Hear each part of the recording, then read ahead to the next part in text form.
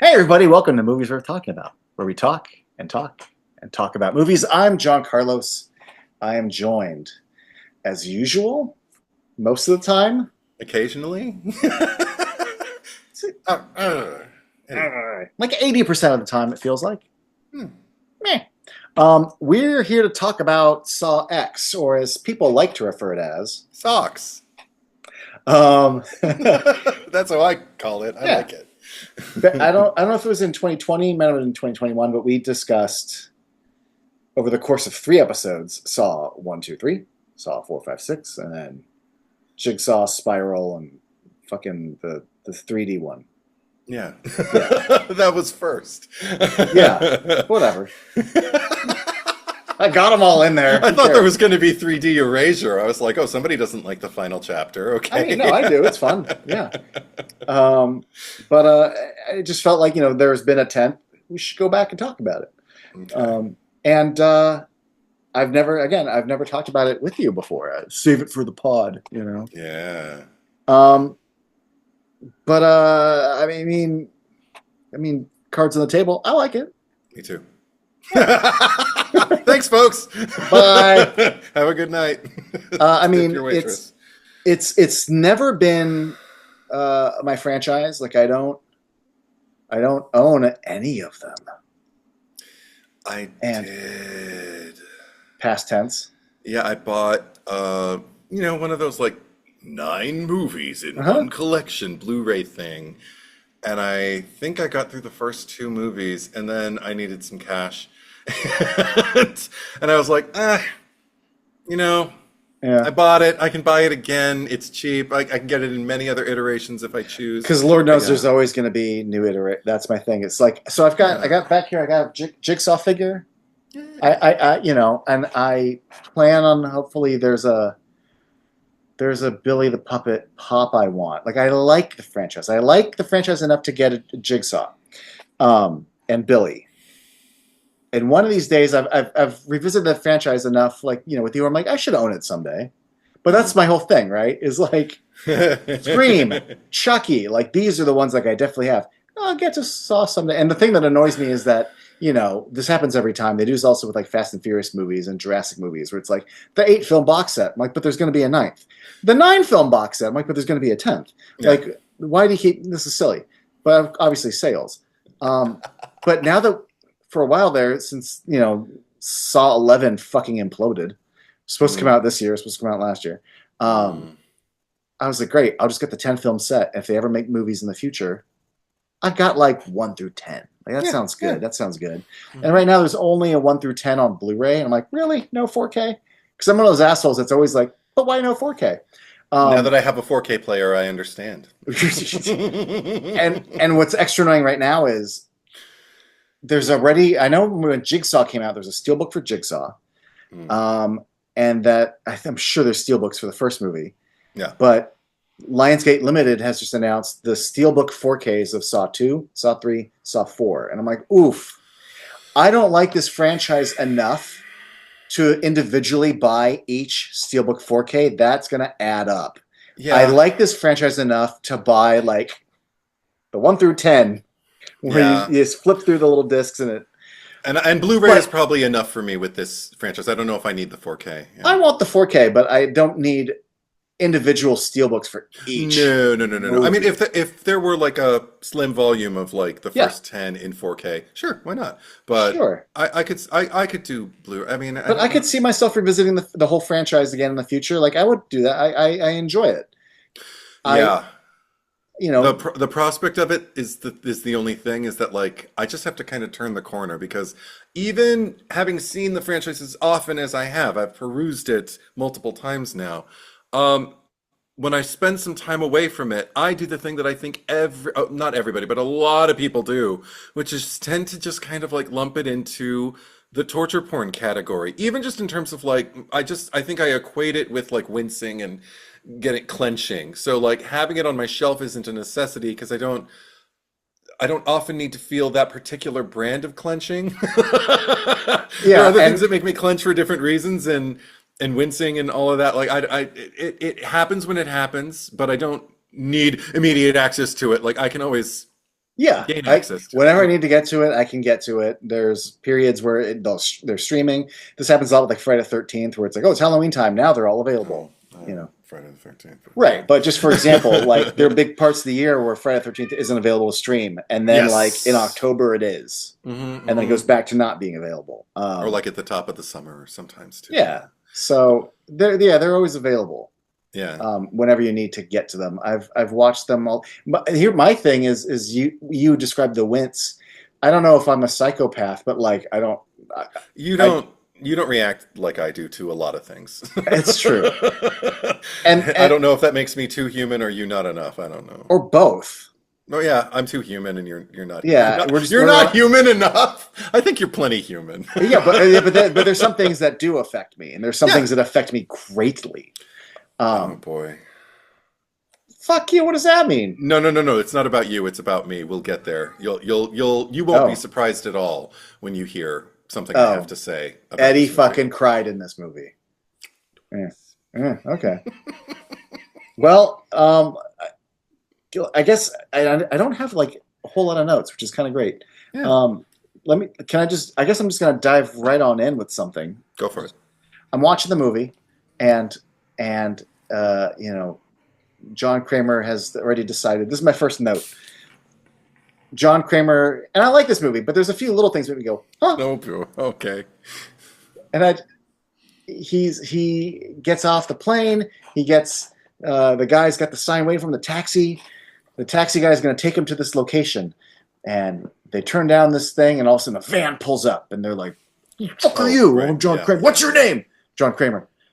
No, what's your fucking name? Lie to me again, motherfucker, and I'm gonna fucking My name's John Kramer. Oh, okay, good. Put him in the van. I'm like, okay, I get that. Oh boy. On the surface, our operation needs to be protected. So this is how we deviate. But then I also know the scheme is that we can't have our victims know where we're really located. Mm-hmm.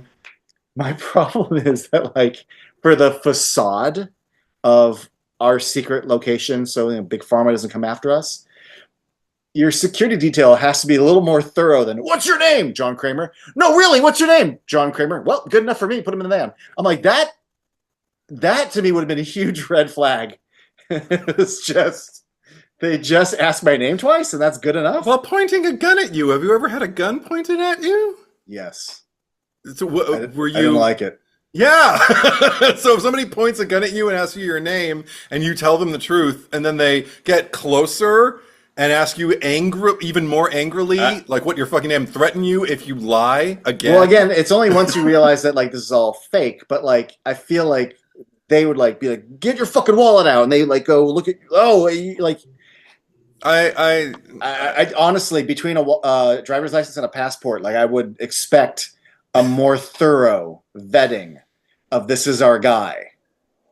But then it turns out it's all bullshit anyway. So then it just feels like, man, you guys didn't think out your fake security operation. Okay. It just really threw me off, man, like right from the get-go. I'm like, I love that this is the first thing that occurred to you when you saw the movie. Okay. Yeah. Well, prior to that, I'm just sort of watching the movie going, it's all happening, and like I get it, and this is all. Well, the first thing that happened that occurred to me, the first thing is I just think it's hilarious because I don't think we've ever seen this before, where John Kramer is at the hospital and he sees this orderly rifling through this guy's shit, and we hard cut as if he's followed this guy and he's teaching this guy a lesson, but then we realize that like he's just thinking about it. After 9 movies, this is the first time we actually like kind of get into John Kramer's brain. Where like I feel like anytime like I go to McDonald's and the guy gave me the wrong change, he's like, and he imagines that guy in a fryer or something. It's how he's hardwired. Yes. One-track mind. He is an artiste. Yeah. I'm not laughing at it, but like I'm laughing the way like a horror viewer sort of laughs along with things, where I'm just like, you're a fucking nut. Yeah. But they also, the little cherry on top is when the guy sees them and he puts the shit back when he walks by and he's like, good choice. Yep. Like, I love that. You don't even know. You don't know You, what? Yeah. yeah, yeah, yeah. Holy fuck! That was great. It would almost be disappointing that you're like, oh, that was fake. That wasn't real. But then like the context of it is still entertaining.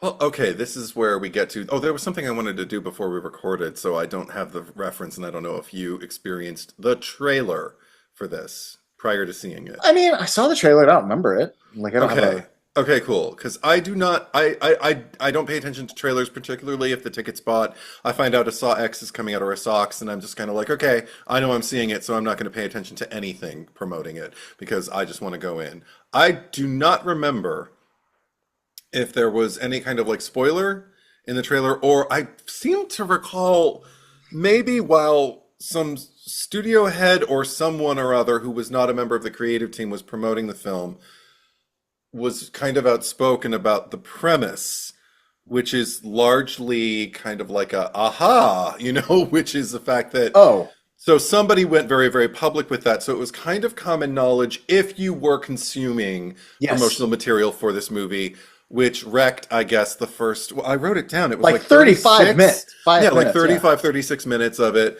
I did not know that going in. Hmm. So I did. I remember being, it wasn't that I was disappointed when I saw the dream give way to reality or whatever, but I did think kind of like, oh, I hope that's the only time that happens in this movie. Don't keep doing that. Because I came to see Saw, so I know I'm kind of ready to see something happen to somebody that's actually of some consequence. And then what ended up happening, this is just kind of like a broad stroke because I have some specific things earlier, but let's just say the first 35, 36 minutes of the film, for people who knew the corner it was going to turn, that must have been unbearable. For me, I was actually kind of like, I wasn't even wondering where it was going. I was so on the ride because Tobin Bell is a good fucking actor, and I had so much sympathy for this particular aspect of his plight that watching him going in search of answers and treatment that could help him and this, the chance of a miracle cure and seeing this kind of antithetical spirit shift in not just him, but in the course of one of these movies that has a saw and a Roman numeral in it. It was all just kind of like an exquisite experience. I was just enjoying him moving from one venue to the other. No, I mean, not, I wasn't enjoying watching them put a gun to his head or anything, but then once they immediately took it away and then were actually very, very kind of kind and, we told him even to watch his head as he's getting like into the van and stuff like that. I just kept seeing like, avenues being presented to him for kindness and silence and, a kind of, the kind of intimacy you can have with people who are involved in helping people, like there's a gentleness, almost a oh, it's weird to put it this way, but like a library quality. Like I love going into libraries because everyone's quiet and nobody's rushing. And even just experiencing this space in between the words that I'm expressing, I just kind of feel like my tension going away. And I don't associate that with the Saw movie. So there was a weird Oh yeah. relief and exhilaration I was experiencing, even through his experience. He kept looking at people. We kept getting reaction shots of Johnny Jigsaw looking hopeful, looking grateful, looking just ready for the next step. And I wanted him to, I knew that it was like, I mean, obviously at this point, it's a prequel. I knew it's like, no, he never died, and here he's coming back Yeah. to life just to die again. No, I knew it was somewhere. I didn't know exactly where it fit in to what movie, but I'm just kind of like, okay, so this is certainly a prequel, but like, I'm interested to find out when in the course of like his cancer experience was this. So anyway, so I was just on the ride. Then I totally missed a step and misjudged what the twist was going to be for like maybe 10 seconds when he returns to the home that was, Hmm. beautiful and prosperous and, all of these exquisite people moving in and out of it. And then the operating area and whatever. Um, when he first moved into the home, I was like, oh no, they've been abducted. Like there's some kind of crime lord who like took the people who helped him, And he's and gonna be Liam he's Neeson. yeah, he's gonna go after, he's gonna save them, and he's gonna fuck these fuckers up. Whether it's the law or whether it's gangsters or whether it's whatever, mafiosos, I don't know, but something is gonna happen. Wrath will rain upon these do-gooding people. And because I bought into it, that's the thing that really got me was I Oh, bought into it as much as he did. And I heard subsequently some criticism for this movie that he wasn't Johnny Jigsaw smart yeah. about as smart as he's been and as much as he's anticipated other people's behaviors, their inclinations when they're in a trap and everything. My argument has always been, always, it's like what, 2 years old, but it has always been with this movie. When you're desperate, you're not seeing things clearly, and he was Well, clear. I'm so glad we're talking about this because I love Yeah. listening to you justify things. Oh, thank you. So, and sometimes when I agree with you, and sometimes when I don't. But either way, I either genuinely enjoy it or I cynically I roll my eyes. But Like either way, whatever, Eddie. sometimes. Cry, boy, cry. But But yeah, no, because I remember the first time I saw this because I saw the trailer. I don't remember specifics, but I just remember the trailer shows you that he goes for treatment, he gets fucked over, and then gets oh, revenge on them. It tells you okay. everything. Damn, that sucks. And I don't know if it was in the trailer. It might have been either in the second trailer or like the marketing, like when there's little commercials on YouTube or like ads you have to swipe past on Instagram. But closer to the release date, they had Amanda like in the fucking marketing. Yeah. I'm so glad I didn't know that. Yeah. Oh my god. So like I knew she was going to be in it.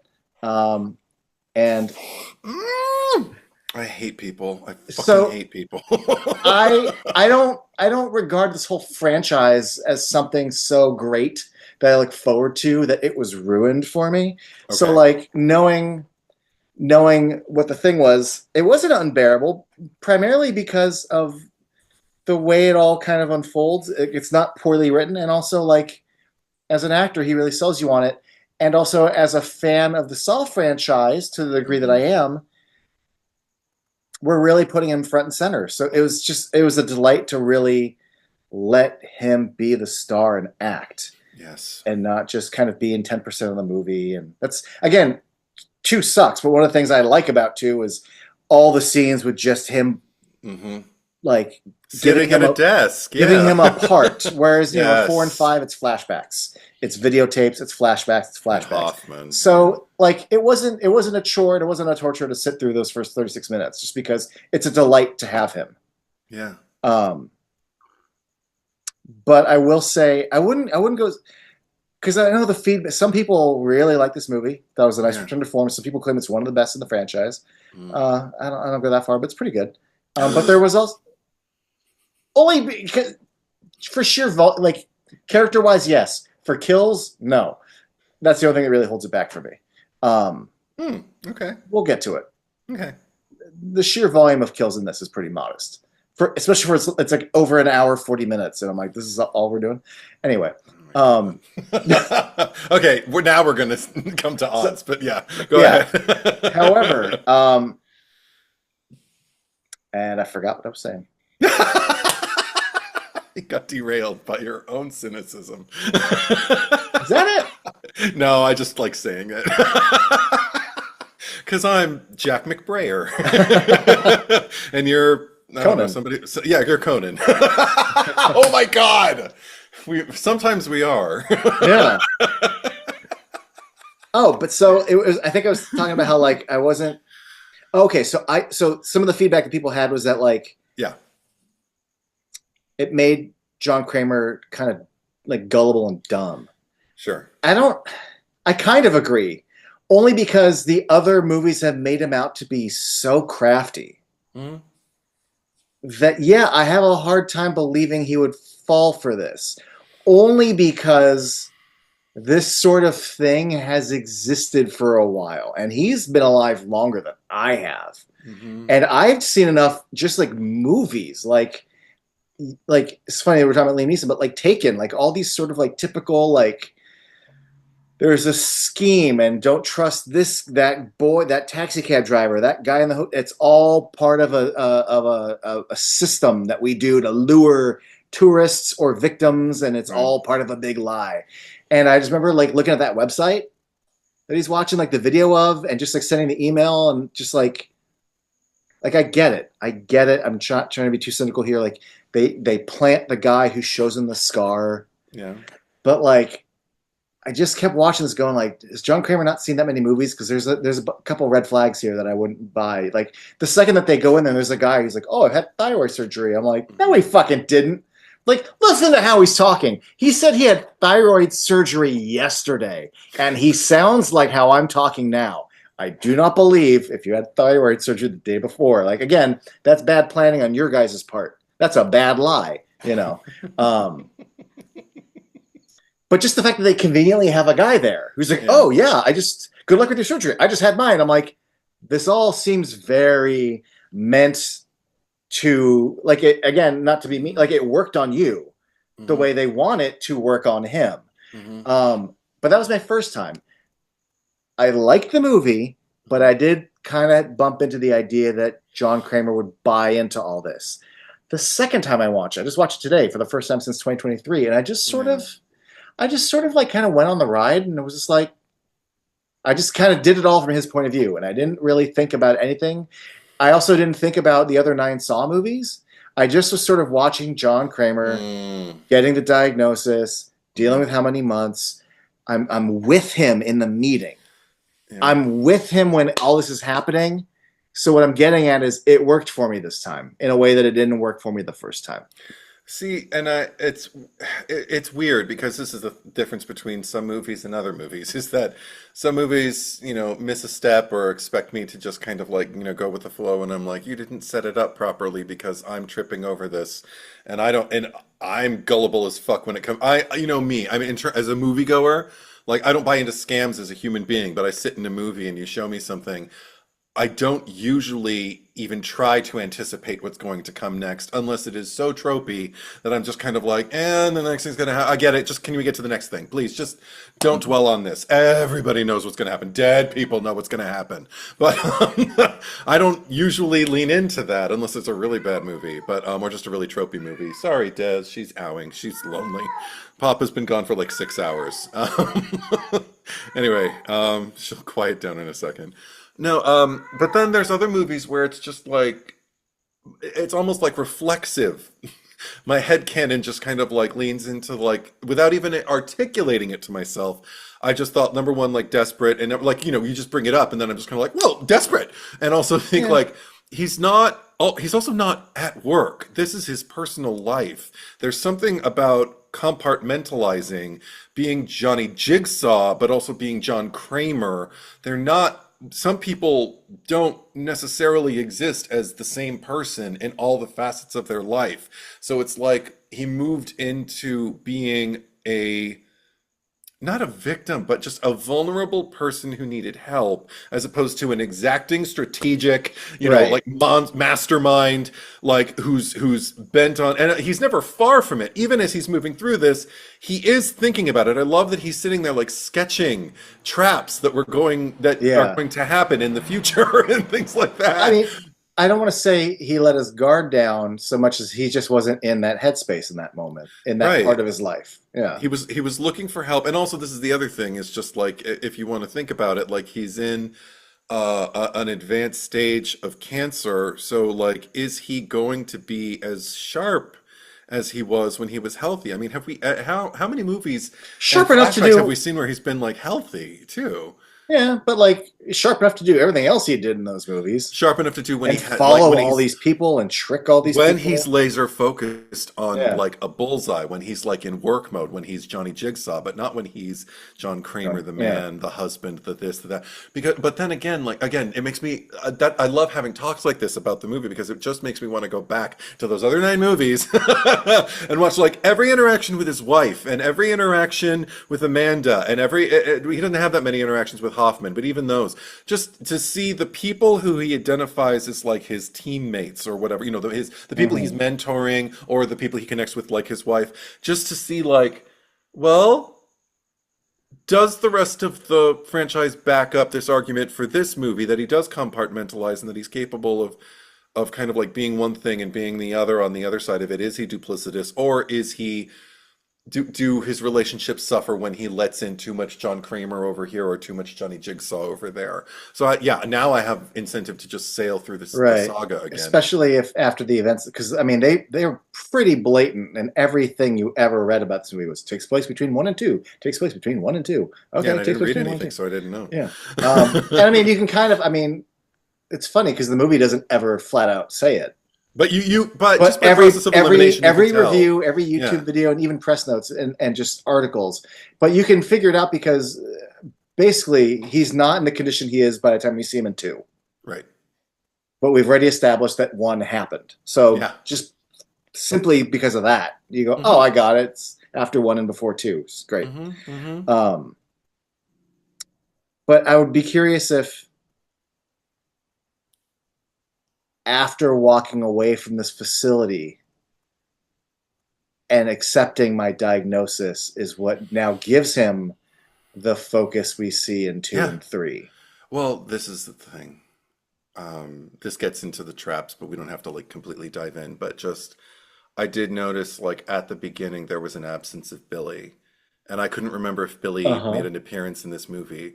But for at least the first trap, I don't remember if this. Oh yeah, because Billy comes in for the second trap because it's the what's the guy that the guy that puts you under? I don't remember what his Anesthesiologist. anesthesiologist. That guy. He's not even really one. The pet guy, but he's just a janitor in like the pet hospital anyway. So anyway, but that guy, um, he was the second one. He was the one who Billy first came up with the tray, and he didn't want to pick up the thing, and then he gets that weird thing on his neck and whatever, and he picks it up and all that. Okay, so Billy's there for the second one, Mhm. but the absence with the first one, and the absence, I guess it feels like more because also there's just the kind of like welcome, kind of thing that he does, his Willy Wonka moment, if you will. But I loved, at least at the top, that there was a lack of Billy because it told me, oh, his teeth are sharp and his mind is sharper right now because this is fucking personal.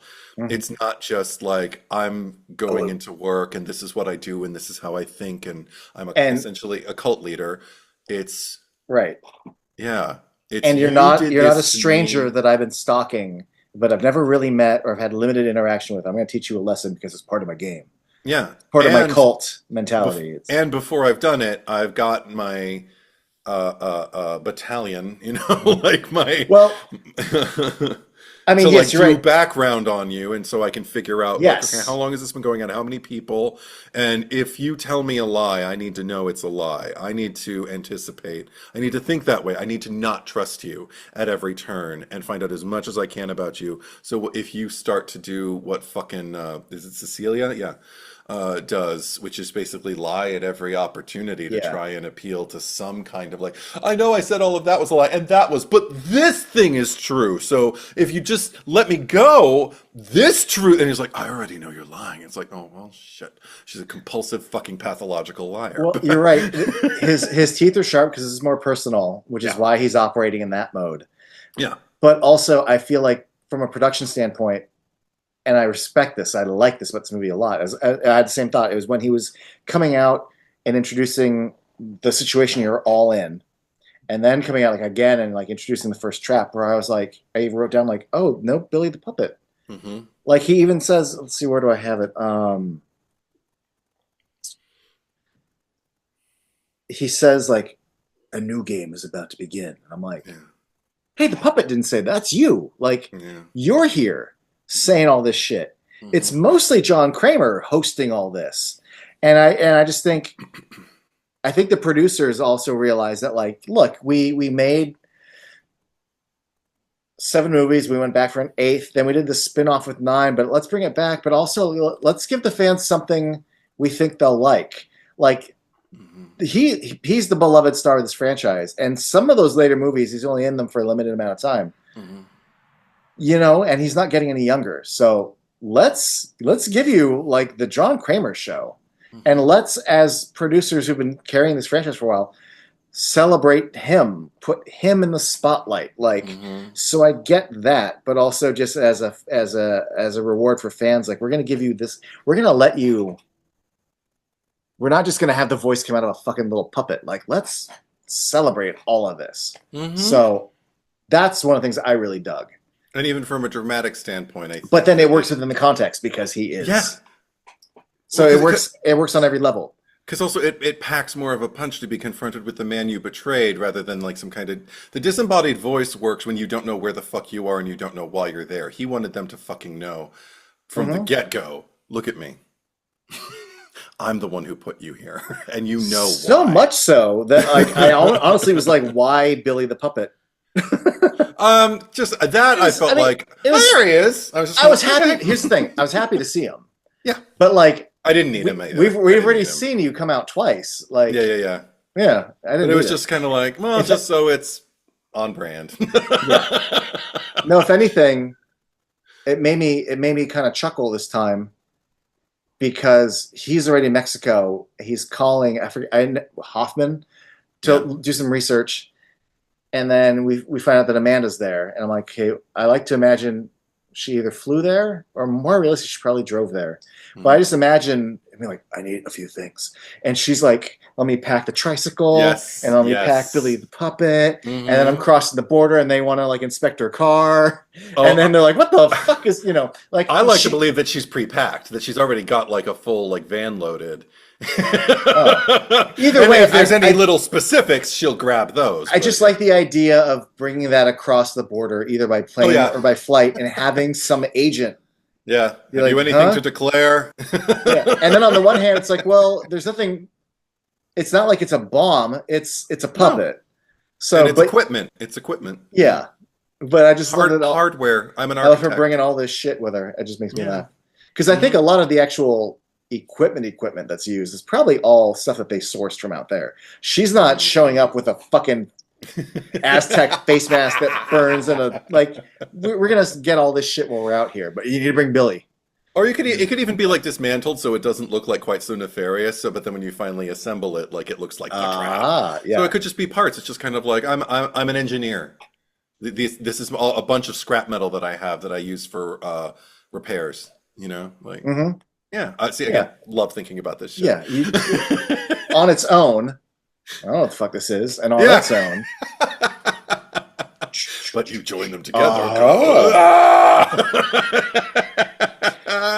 I have Um, notes about that kill. oh, okay. But maybe we'll get to that. So yeah, you were talking about like the one of the things that I like about this movie too is even though the first time I found it, it kind of made him a little gullible, but this time I bought into it more. And Hmm. again, he's coming from a vulnerable place. But I do like the fact that like it's a longer setup than normal. It's a more traditional, straightforward narrative Hmm. compared to the other movies where like well, for of a lot of them, he's not the main character. Sure. He's a bunch of people were taken, and a cop wants to know what's going on, or we follow a bunch of victims that are like, "Hey, how the fuck did I get here?" And then Right. Right. and oh, this is connected to so and so. But this is the first time where we really just go like, "Hi, I'm John Kramer, and Hmm. these are what my wants are. This is what my Hmm. need is, and this is what my obstacle is." And Hmm. boop, boop, boop, boop, boop, boop, boop. And I think out of the previous 9 movies, maybe Spiral, since we're following Chris Rock's character, but like this is like the most straightforward. Not to say those are atypical, but like this is structured like a different kind of movie. Yeah. And that's especially for the 10th in the franchise, where normally you might be relying on certain things to Yeah. kind of break the mold a bit. I Made it mean, made it work. from a filmmaking standpoint, like the first thing that I love, I mean, I love a hook. I love not knowing what a first shot is or kind of knowing exactly what it is. Or I don't know, just getting a feel. Like, because the first shot in this movie is just like his eyes upside down. And Mm.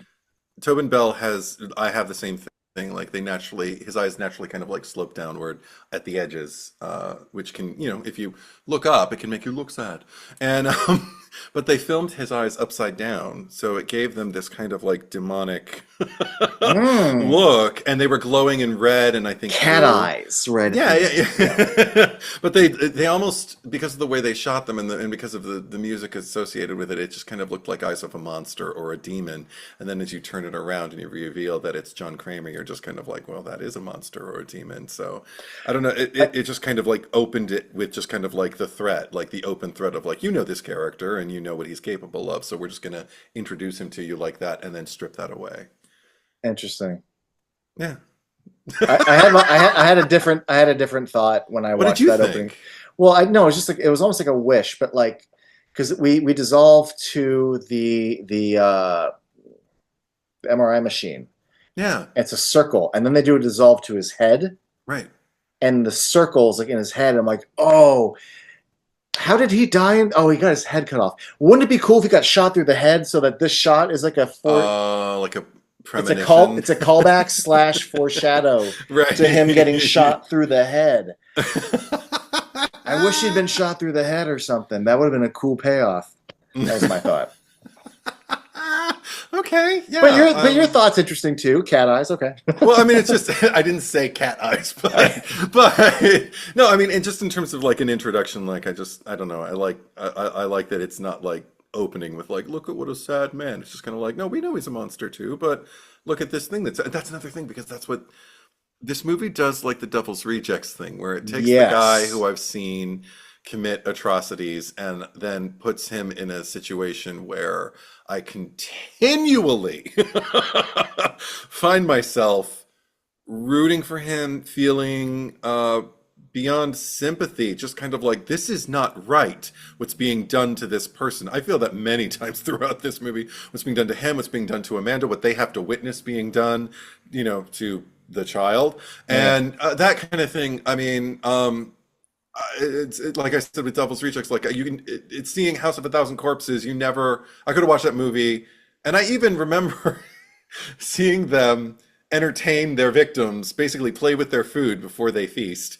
And I'm still thinking, like, that one girl's really rude. Like, stop being rude. They might not eat you if you're not so rude. Like, they're gonna kill you really hard now. Like, I mean, if you're scared, just be nice. And they might think, oh my God, you know what? They're so nice. I'm not gonna kill you tonight. You know? So I was already kind of on the side of the Rob Zombie Uh-huh. wayward family in an almost, I don't know, what's that word? What's the Swedish thing? The it's getting late. Schadenfreude? No, not that's German. That's not No, the syndrome. Stockholm syndrome. okay, yeah, yeah. In an almost Stockholm syndrome thing, where I'm kind of going like, well, if I'm just nice, they won't do anything mean to me, right? And if they do, I'll probably deserve, like. But anyway, just making me sympathize with people who I can absolutely identify, like the times when I've seen them in the past when they've done things that are absolutely crossed the line, even have opinions about them psychologically that if I ever shared them with them, they would want to destroy me. And yet I'm capable of weeping out of Yeah, pure okay. empathy for them and their morals, their ethics, the rules that they govern themselves by, and can sit there and even root for them as their ethics are being violated because that person's the bad one, not you. And I fucking live for that shit. Because it doesn't make I me think they're good people, but it definitely makes me identify them as people and not well, monsters solely. yeah, there have it's one of the fun things about the Saw franchises. They're not consistently always the same. Yeah, There have been yeah. some movies, like in Saw 2, where I'm like, these people all fucking suck. But I know you and I don't agree on 5, but one thing I like about 5 is that there's like one or two people that are not total pieces of shit, and I like the fact they all kind of work together. And I Mm, love like Laura Vandervoort in Jigsaw. Like there mm, are sometimes people that are placed into this scenario that like don't really deserve to be there, mm, but Jigsaw's worldview is so fucked. He's so judgmental that he will put you there. oh Whereas yeah. other times, like, yo, that dude's a monster. Of course he should be here. Yeah, Not who are you to judge that they deserve to be here, that right, they right. have to No, overcome something? but Yeah. within that judgment, there are some people who are fucking, like especially in 6, Horrible, horrible people. yes. So we that's a preamble to say that there's been some movies where like there are people to root for, and there's some where they're like, fucking kill them all. Yeah. And this one's interesting because, and I say the word interesting because one, like you, I thought about The Devil's Rejects because it's interesting, especially now. I mean, now we're at the 10th movie, so let's do something a little different where we're really Yeah. going to lean into.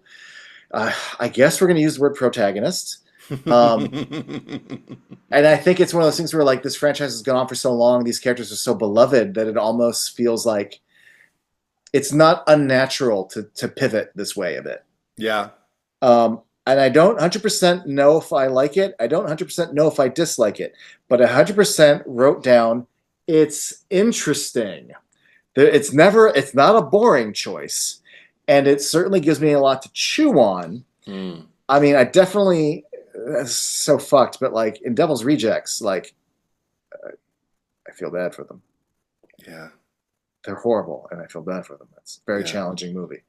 It's But like but you've done terrible things, but you but don't deserve and this. I can't remember his name. I want to call him Flat Top because in Dick Tracy he was Flat Top. But he's the evil cop who's after them in that Yes. movie. Yes. And I'm like, well, that's like you're a bigger monster than the monsters. Yeah. That's what makes this interesting. But with this, I just remember thinking like, yeah, this lady and her staff are horrible. But John Kramer and Amanda are horrible too. Oh no, but what these people did, they manipulate and they lie to people. And I'm like, right, but you guys are in a cult and pass judgment on people, and you pretend like you're not killing people, but you're killing people. Mm. And you've got these ethos or these guidelines that you. And we talked about this a lot in the last time of how much does John Kramer truly believe this. And I don't want to say he's full of shit, like he's a liar to you, but I mean full of shit as in like he's high on his own farts. Like you're Yeah. full of shit, dude. At his worst, 100%. Yes. Yeah, and there's an exchange in this movie that I really liked, and this is why I think it works. Is when she's I forget what she's rambling on about, but he goes like, "I'm going to take lessons from in ethics from you, Yeah. or like morality from you." Yeah. And I go, "Yeah, man," because she's a monster. But right when he said that, I went, "Yeah, wait a minute. Fuck you, dude, because you're a piece of shit too. Like you've been through some shit in these last couple of weeks, but like so I really really love that I had that thought, and then later in the movie, she throws it back at him Mm. where he's being I forget what he's doing, but he's kind of being judging. She's like, "Oh, I'm going to get a morality lesson from you." It's about the boy. It's Yeah. about don't And do I this was like, to the boy. and I don't like her. No. But she's 100% right in that moment to say that. And yet, so is He he. ha- Because Yeah, he oh, does no. have a code of ethics. Because that there's a she- code that it involves what people do and their sins and not this random little boy. So like I get it, but just in the bigger Yeah. picture, like she's when she figures like, "Oh, you're the infamous Jigsaw killer. Like Yeah. I know who you are. And you're fucked, dude." So like Yeah. I like that we have I don't know. Compared to other movies, I like that this is literally monsters versus monsters. And the Yeah. movie is leaning with sympathy towards one side because you do need protagonists. But I love that like everyone in that room that's been tied up, they all suck. Yeah. But also, these two people aren't great either. Like it is No. monsters versus monsters, and I like that for this movie. Me too. I love the ambiguity around because there's no clear answer. You know in your heart what you're experiencing and who you're rooting for if Yeah. you're rooting for anybody in this movie. I'm sure there's got to be somebody somewhere who's just kind of like, I'm not rooting for you no matter what. Oh, I'm sure there are, but I'm kind of rooting for John and Amanda. Like, Yeah, me too. But but the I'm thing using is- the preface, kinda. Yeah, well, because this is the thing that has me leaning at least kind of in their direction as opposed to Cecilia and her team of people that she's manipulating into, like what she's doing. And I'd argue again, like that doesn't admonish them uh, from any kind of consequences or any kind of responsibility for their decision, because like you still have to absolutely make a choice to get in there and manipulate other people. Like you allow yourself to be manipulated while being fully conscious of the fact that like that you're absolutely taking advantage of people who are absolutely in need, but you've decided to prioritize your own need, however that may look, over someone who is arguably in a more precarious, because of their compromised health situation than you. Arguably. Because I mean, addiction is a disease. That said, choices can be made to move in another direction, not to feed the addiction. Cancer's harder as a disease to move in a direction Correct. away from. That said, I'm not going to argue what's harder to live with.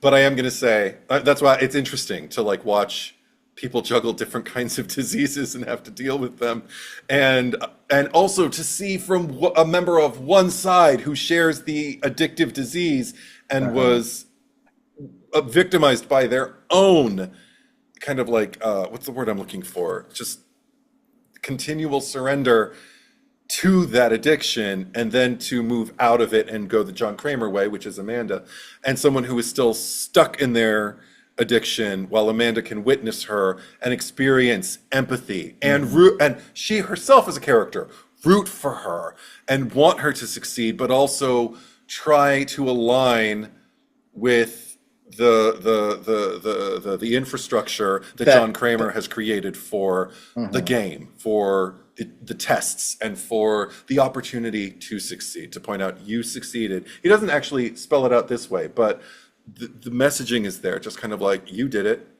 she can too. We are creating an opportunity. Okay, and that brings me to a quote that I love that he says, because this is another thing that makes him different than Cecilia for me. I hope it's, because I'm going to bring up a quote too. Okay. I help people overcome inner obstacles. I help them make positive changes in their lives, when he's asked what he does for a living. When he says it, he is not lying from his point of view. Right. I do believe, we had that argument many times. Does he really believe it, or is he just looking for a reason to just be in control? I do think he honestly believes what he is saying, and that is what he offers to people. Whether he's right or not is a different story. I do believe, but that's the thing. I do believe that he's motivated by something that he perceives as like a reach toward goodness, even greatness, to prove that we can overcome things, and to actually kind of like reinstill faith in humanity in a very ironic way. I think it's what he lives for. We see Cecilia, no such belief, no such prioritization toward ascension of the human spirit, not even her own. Everything we witness in terms of her motivation only confirms greed and materialism and a complete detachment from empathy, compassion. Right. It's just greed. There's a version of her where she's still taking all their money, but she believes like, no, but these people, I'm taking, and I'm going to use that money to live splendidly in a way that they couldn't with the time that they don't have left.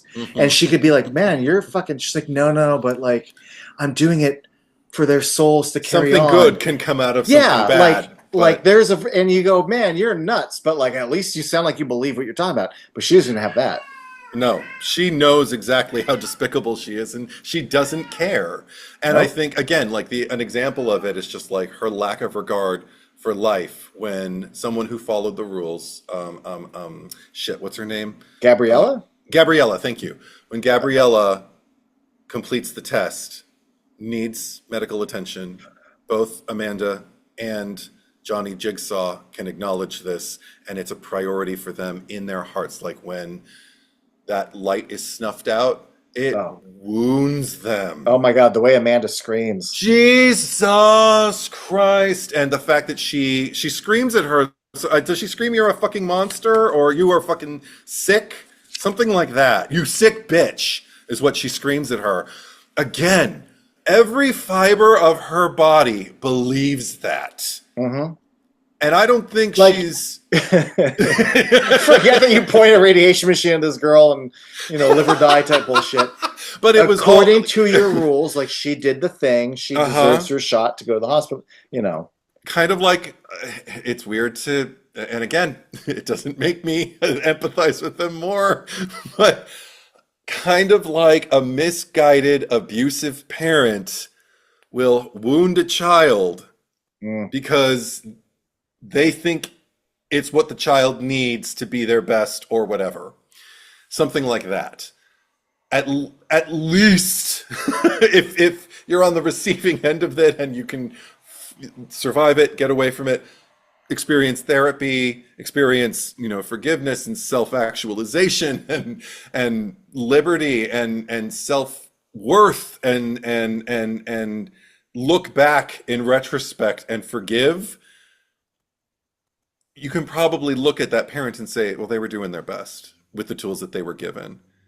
Sure. But if your mother was Cecilia, I pray for you because I don't know what you're going to get from her that is going to help you, except to just make you kind of maybe a carbon copy of her. And hopefully you'll have at least a sliver of humanity that'll make you not want to veer, make you want to veer away from her and pursue something more with your life, because she's one of the most empty people I've seen on screen in a long time. And yeah. I mean, and that's one of the things that when it comes to, like, again, I don't buy into the, like, I get how John thinks what he thinks. I just, but between the two of them and the line that really made, he may be a monster who thinks he's doing the right thing. But when he tells her, like, you did this to me, to this other people, and then after that, you took from us the only thing we had left. And I thought he was going to say our money. And he goes, our hope. Yeah. And I was like, and that's what makes you the bigger monster.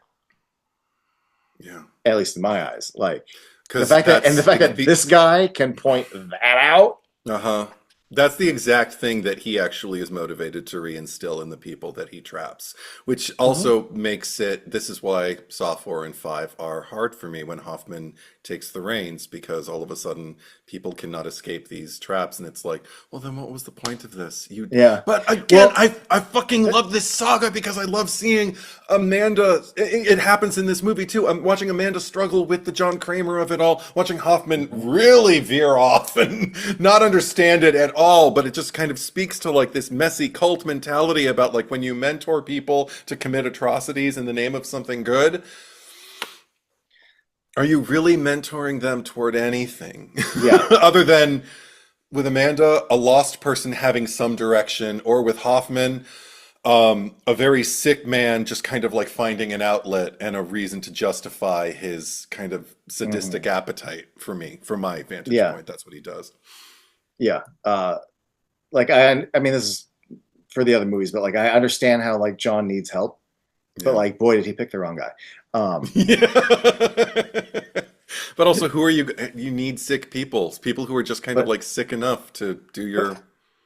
Speaking of the Hoffman trap, so that you can't get out of, this movie is interesting to me because it to me, it has like it wants to have the cake and eat it too, in that recurringly, at least with the first. Yeah, all three of those people before we get to, I forget her name. You've said her name a lot, but the boss lady. Cecilia.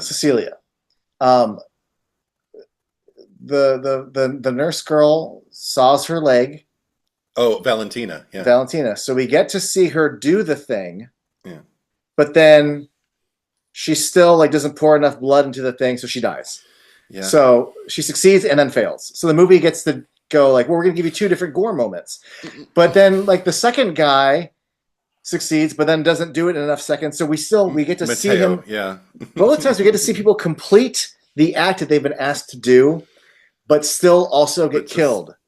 And then the third time is she gets the radiation and she gets out. And you're like, you did the thing, but now Cecile steps on her neck. So like every time I'm like, well, what was the point? Because no matter what, they complete the thing and they still die. Maybe not within the story, but from a production standpoint, like you're fucked either way, basically. When you succeed, you still fail because we want to kill you no matter what. Well, okay. But it sounds like you have some thoughts. this is maybe this is just Stockholm syndrome like setting in. I'm so worried about myself if I ever end up in a situation akin to this. But um,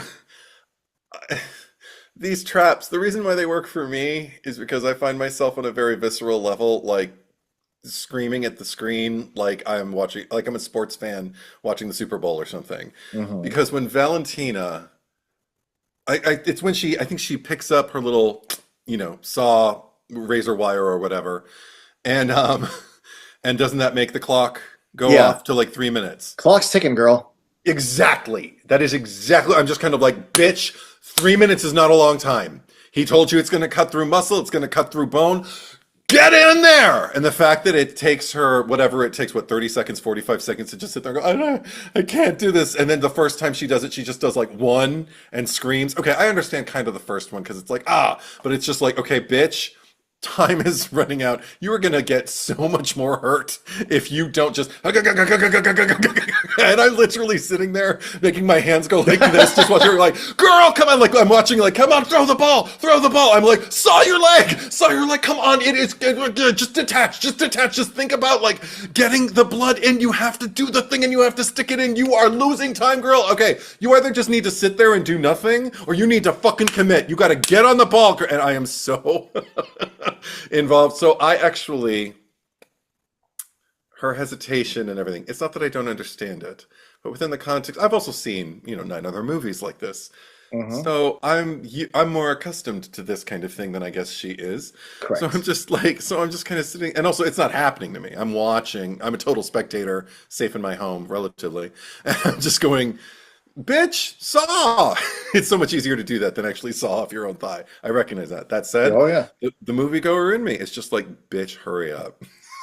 Yes. Like, Now, because otherwise you need to commit one way or the other and just go full speed ahead. Don't think, just do I or just give want to up. stress that within the narrative, she took too long and he took too long. Yeah, They both get to the thing, but there's not enough time for that second half to weigh the yeah, thing or to get the yeah, blood.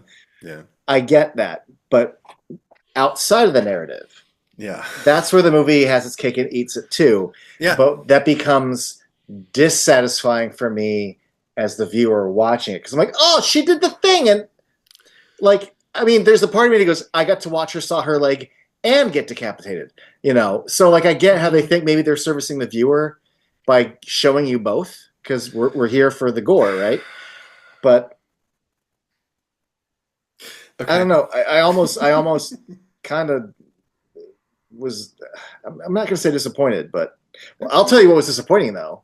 Side note: if you're gonna show me both, if you're gonna show them doing the gore to themselves, and haha, fuck you, you lose too. Here's your punishment. Then fucking show. They show her fucking decapitating, and her body goes. Boom, boom, boom, and I go, Yeah. dope. Um, sorry, fuck you. We're here for gore. I mean, You know, for the rush of just kind of like, yeah, come on, come on, right. come on. And then when they Here's don't make it, but here, it's more dramatic. here's the bummer. Oh, fumble. Go Here's ahead. the bummer for me. The What? dude cuts open his skull plate. He takes out the Yeah. brain, Yeah. and I'm like, oh no, he didn't. It didn't weigh enough with the dissolve, and I can't wait to see what happens. And then it just closes on his face, and I went, oh, I don't get to see. Oh, you. It's just a dumb little Aztec mask, and we just hear him kind of scream. Like, do we show it opening after, and he's all burned? No, we're not going to show me. Well, what a fucking cop out. Oh And man, see, how I get, disappointing. and I'm such a Jack McBrayer. I'm just sitting there going like, oh, it's like the Aztec thing from the beginning of the movie. Yeah, I And the got cab it. driver's going like, they used to take the beheaded, the Right. severed heads and offer them to the gods. They used to By take the the way, hearts and they- offer they- them to the gods. The cab driver should have been the one getting that treatment, but whatever. He got treatment. No, but the Aztec, like I point out Oh, to that tourists, one. the Oh, Aztec. I don't Anyway, need that kind of I specificity. like, to me, a mask closing on someone's face and then they just scream, like that's not satisfying. Well, what would you have preferred? To see something interesting. So like maybe something that's gonna like open his head Yeah, up as opposed to sure. close him. It's a Saw franchise. You show me stuff. Well, this is the thing. I felt like I got showed plenty with his kill because he had to Right. like fucking like take Oh my God. Well, Okay, I get, okay. and here's the thing: money is spent. Here's if you showed me all that, it just Yeah. that's Okay. fine. But if you're gonna go one step further, then actually go one step further. Don't Also, just okay, I have a question though. yeah. You have to choose either Valentina's thigh Oh trap or what's his name? Mateo's skull trap. Which one do you choose? God, it's gonna sound. It's so painful. But honestly, I think I saw the leg off. I do Valentina's. Me too. Yeah, Because this is the thing. because Yes, it's painful, but it's like in front of you, and you can. I don't know. There's something about it that I'm just like I could detach from that. Like I could well, just do it. no, I know I This, couldn't detach, but but I would be in agony. no, I mean I'd be in agony, but I'd also just be kind of But like just there's, do it. It's easier to just kind of dude, commit to emotion and do it as opposed to this but where like it's again, like, because you can't see it. You're going off like I yeah, think if I yeah, this makes the skull, but also it's not even about the cutting of the skull plate, not being able to see it, whereas you hmm, can see your leg. It's the yeah. fact that like if I want one false move and I'm like bloop blop bloop, where'd my piano lessons go? Like there's too much.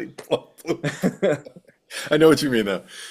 I'm also scared There, because I there's a weird natural inclination to protect the core part yeah, of me, like the base.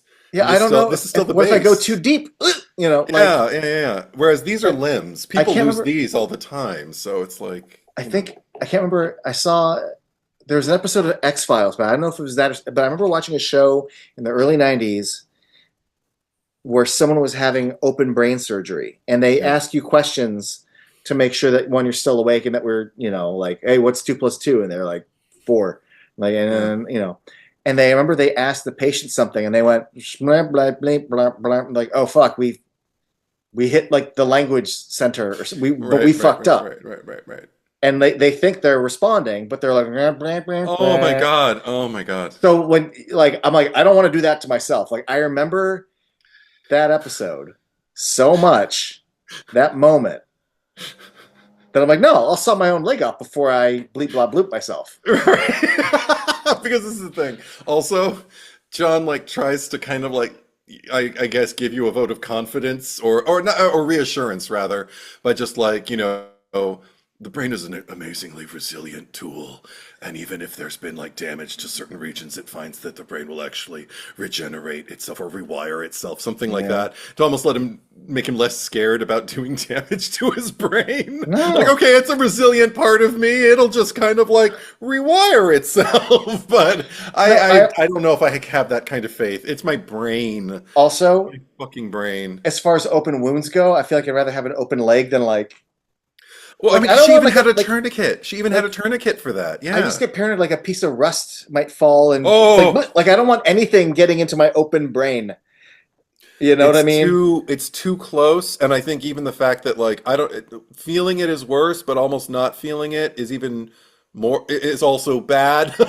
Probably Like equally not worse, but equally bad because then it's just kind of like I have no sensation. I don't yeah, know what I'm taking out. I open don't know if brain it's gonna be infection. enough. What if I get overzealous and just start scooping, and then I have more than enough, and it crystallizes, and I'm out. But then I'm bloop blop bleep. Yeah.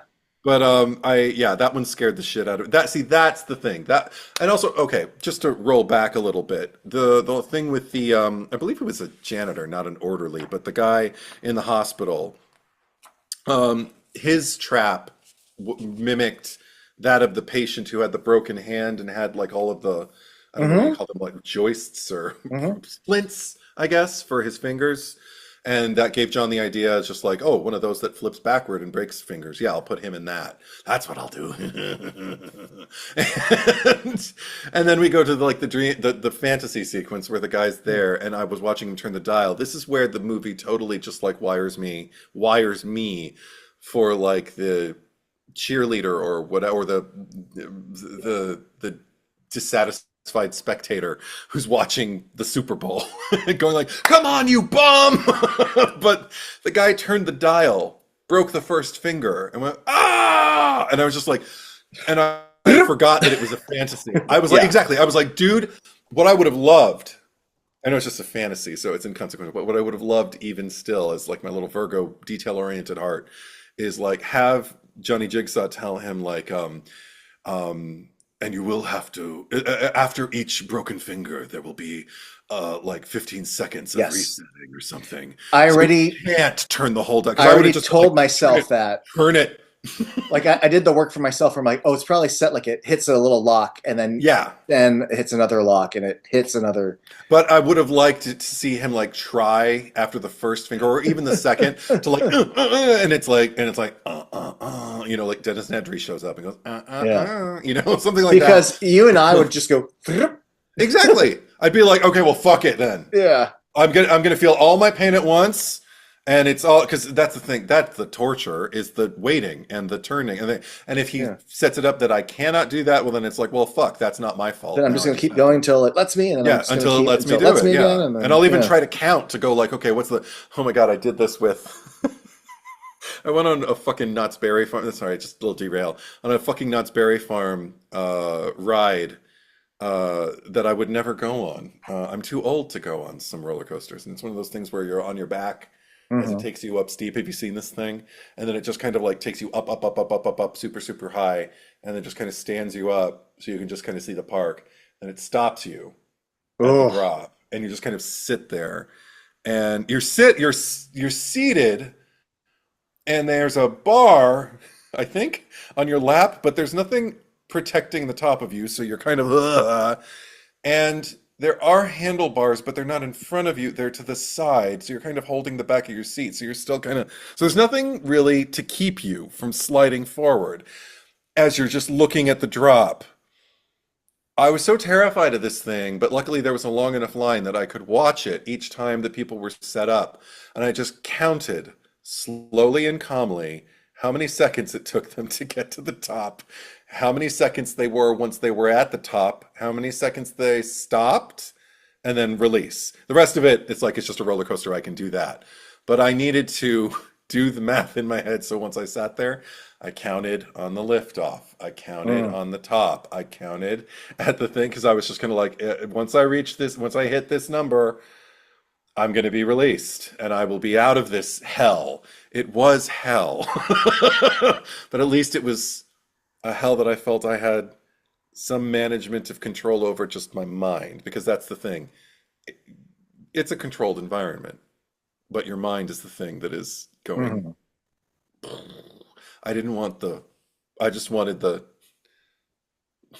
math, the equation, the logic, the it'll be over soon. Even if it breaks, I had a good run, better than most. People who love me and food when I need it. Yeah, it's What a that lovely that existence. countdown. I know a situation that's like that. I'm like, that's its own form of torture. Yeah. And it But at was least, again, if you have a distraction, you're not focusing on, I'm scared shitless and I need that in a saw trap. I would probably try to do something akin to that where I can anticipate the next moment uh, just to take me out of the present, it's a even if it's just a second. it's a long story, but my two buddies, one wanted to go on Supreme Scream, and he's a big theme park nerd, and the other guy did not Ah, want to, and yeah. he ended up on it. And the whole time he's like, "All right, we're only at 100 feet. Oh, this is the 200 feet marker." And then eventually he's like, "Oh, and now we're just only halfway." And he's like, "Dude, the narration's actually worse. Please stop." Yes. Yeah, I can understand being on both sides of that. Because if somebody else is doing it, I'm no longer in control. So it's like Uh-huh. you could just be loading the cartridge against me. But if I'm doing it, I understand the absolute necessity for it because Yeah. Supreme Scream is another one I haven't been on in years, and I will not go on that thing. But Yeah. No, good. anyway, okay, so finger breaking trap, I would have. That was the first snowball of me just going, keep doing it. And then it Yep. fed into every other trap that followed where I was screaming at these people, just get through it. Which is odd because you know who else was doing that on screen? The only person who was doing that, Cecilia. Cecilia. Fuck that bitch, but she understands me. Hmm. Or I understand, dare I say it? I Well, understand something about her. well. Okay. So she was. bugging me, but also like you people who are hesitant are bugging me. Right? But so like yes, I see what you're saying where you understand her. But I'm like, so but what's motive? Because later she reveals like, actually you did me a favor because those are all people I have to split money with. Well then why are you fucking cheering them on trying to help them then? Like Because she's lying. Again, she's just it's puffing up, all yeah, I being know. like, ha ha ha, nya nya nya. I win, and I want to make you feel bad. So I'm just gonna say things, even though I lie when I'm down, I lie when I'm up, I lie when I'm neutral, because I am pathological and I am the worst person to affiliate with in this movie and in this world. The worst kind of person because you can't trust anything. And even, okay, I want to ask you a question. It's jumping, we're all over the place, but okay, so it's not really jumping ahead.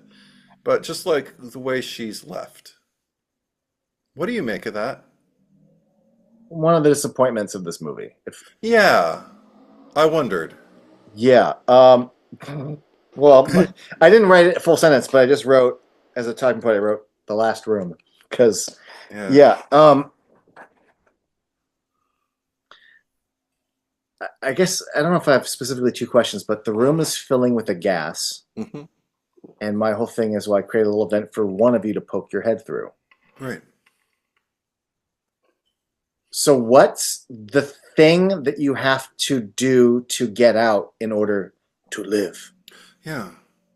Well, I understand that there's two of you, so one of you has to get fucked over, but like, what is the sacrifice that you have to do in order to survive? And I like, well, you stick your head through. Oh, all right. But here's my so I have a couple questions. One, we established that like being in there, it affects your skin. Yeah. So even when she sticks her head through, the gas is in the room, her arms, everything else is still being exposed to the gas. So even if your head's out there breathing clean air, your body's eventually just gonna fucking rot. And also those wounds are gonna open, it's gonna get infected. So you're fucked, right? Yeah. But then also like he's in the room, he dies, your head's sticking out. Let's say the gas dissipates. And then your body's totally not fucked.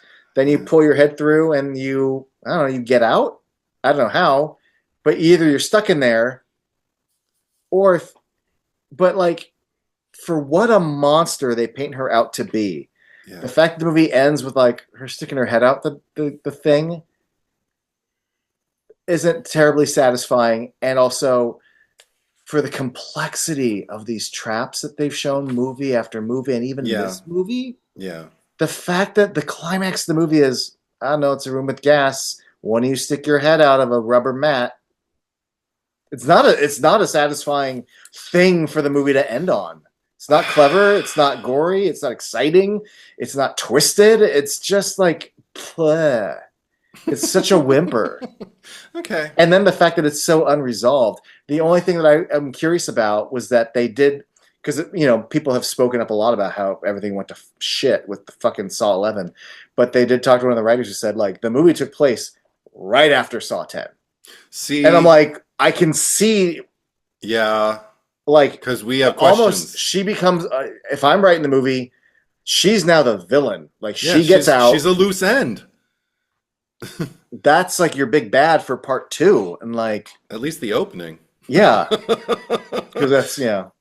Oh, you know what? And ironic, because it'd be Saw 11, and if they did it not Roman numeral, but just did like 2, Saw 11 is also Saw Roman numeral 2, so interesting. Anyway, Huh?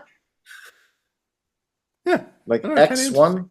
Are you saying 2? No, no, if it's not Roman numerals, it's just a 1-1, 1-1, which is gotcha. Roman numeral 2. Yes. So it's like part 2 to. Oh, yes. Gotcha. It doesn't really make sense unless you're in my head, but Yeah. It's a scary place to be. Yeah. Cecilia would understand, but she. It's not something you want to brag about.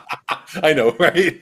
No, she. I think I'm more of like two minds about it because I feel like the thing that's strongest about just the image of them fighting for the whole is that for the access to clean air. Let's put it that way. To Yeah. oxygen, period.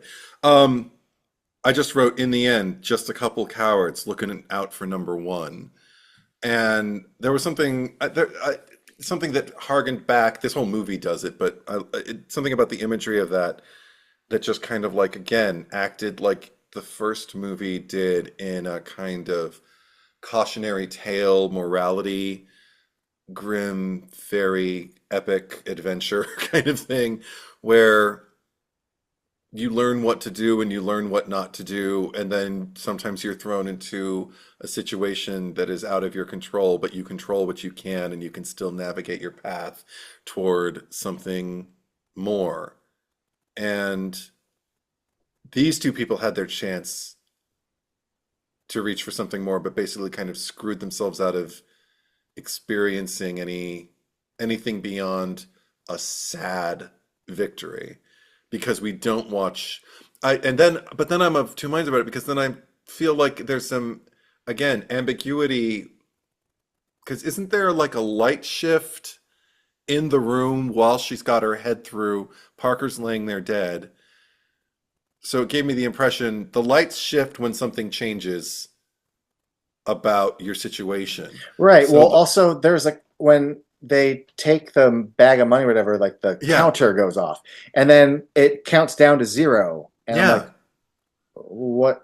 So now that she's I don't know, 3 minutes, and now basically, is the air more breathable at well, 0? because also it makes me Because wonder to me, like, at 0, like spikes come down. Like, right, or this is the thing that I hope and what I would hope a Saw 11 would open with. She pulls back into the room that is now venting, this gas out. So maybe she's just got a few open sores now, but she makes her way. But the light change means like a door is unlocked, basically. mhm. So she makes her way through this arch, this entryway, into the real final trap for Yes. her that is going to make her challenge to see if she's going to get in or out. Now, the direction of the whole saga, the direction of the the movie in and of itself will dictate if she escapes, then hopefully we'll see her again really, really soon in the rest of the body of the movie. And if she doesn't, so long, sayonara, nice knowing you. You're a horrible person. I'm glad I got to watch you die. Mhm. It'd So be a satisfying opening kill, it would 100%. And it could but also the opportunities, to yeah, create more gore, more imagery, more, whatever, the fact that more there's a poetic justice. countdown, the fact that Yeah. there's a countdown and gas comes out, and then eventually the countdown ends, and we don't really see Yeah. anything. I was like, well, what's the point of the countdown? I want to know. Now, if you told me the countdown means whoever's left in this room is about to deal with some new bullshit, and Right. here's your comeuppance, but I don't get to see anything slice that little rubber mat or unlock a door, which leads you to a trap. It Yeah, just, yeah, I don't yeah. know. And It just leaves it. the other thing about it that was kind of unsatisfying, I think I like this movie, but the ending is not my favorite part about it, Hmm. is that we haven't heard the theme, the Hello Zep. Mm. So the second they like pull the bag of money and you hear da-da-da, and you go, I, one, s- my old yeah. friend, the music is I playing. started Two, applauding. two, I know it. So yeah, I was it like, like it's a hit of dopamine, dude.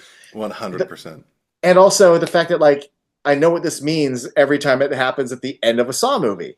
Hmm. So like I'm ready for it, and Yeah. then the truths that are revealed, I mostly kind of figured them out anyway.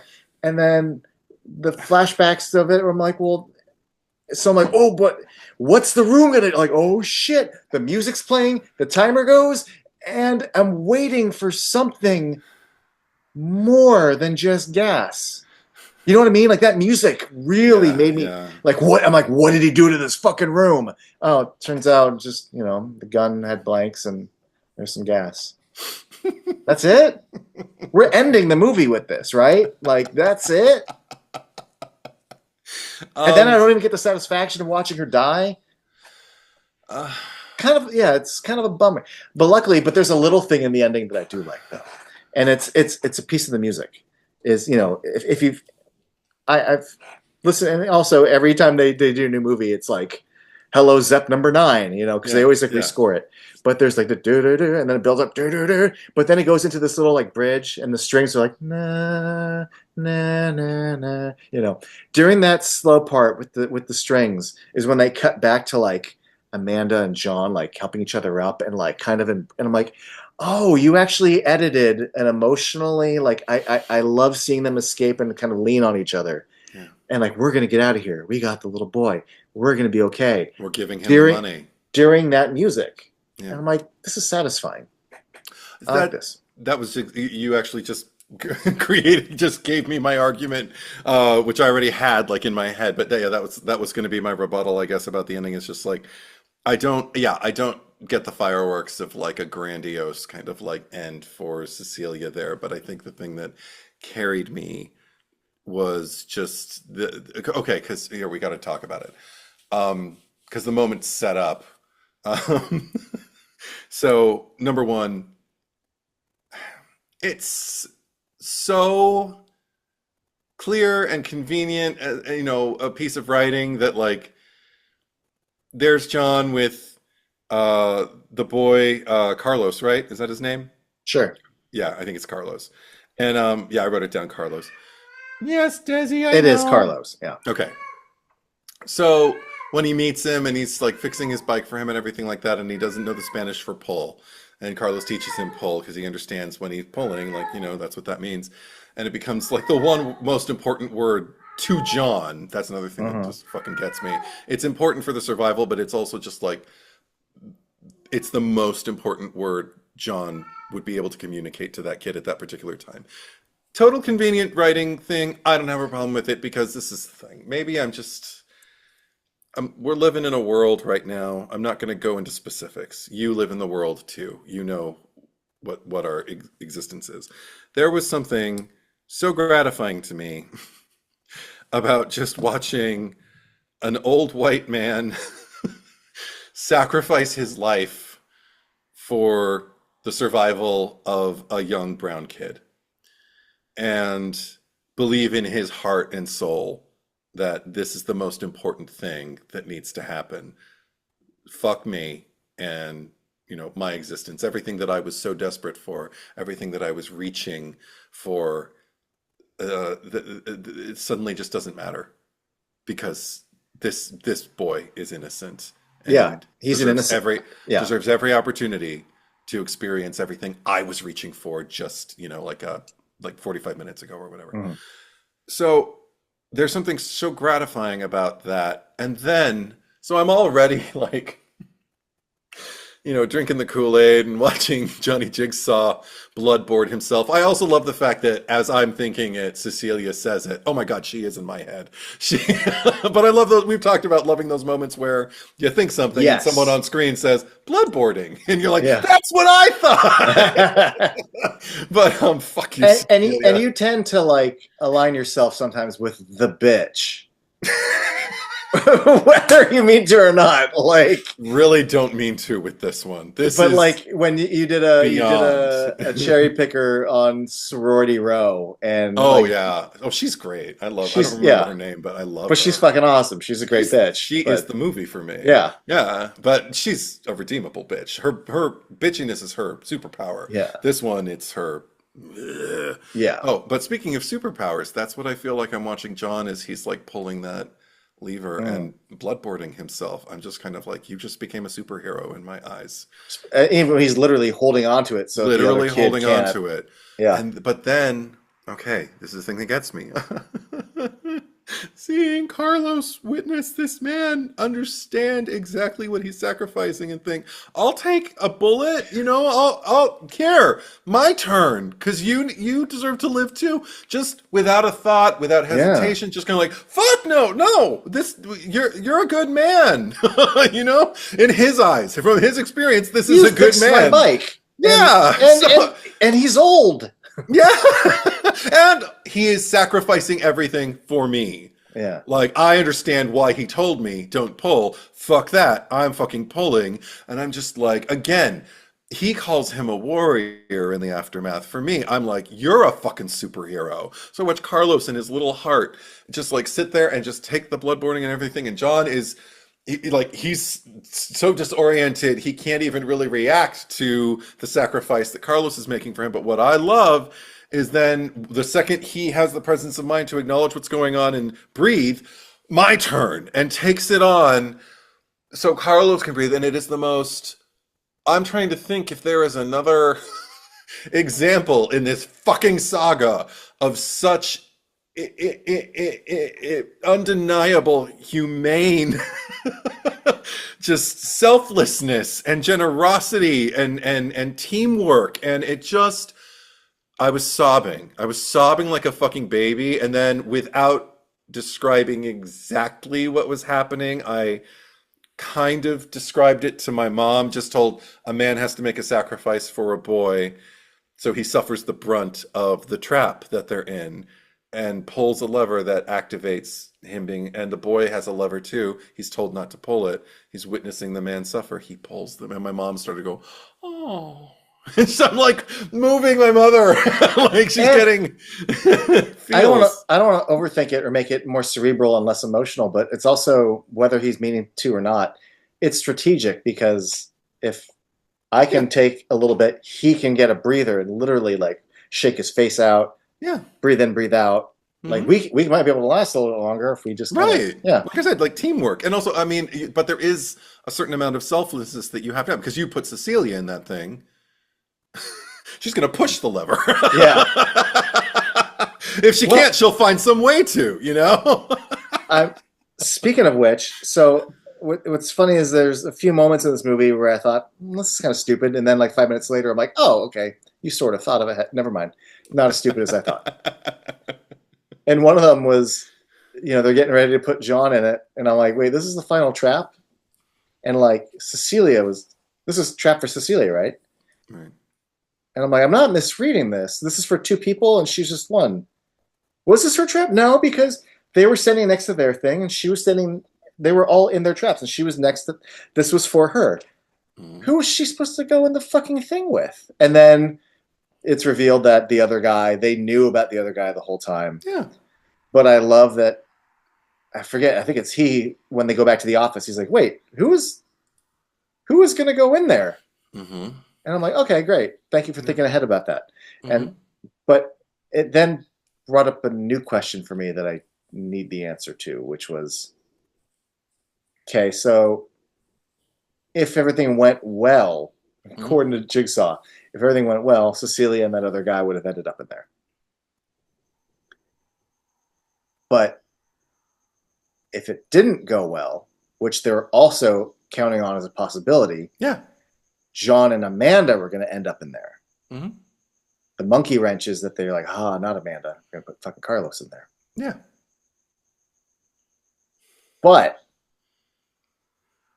the thing that made me go, I got mad at Cecilia and Parker yeah. Sears.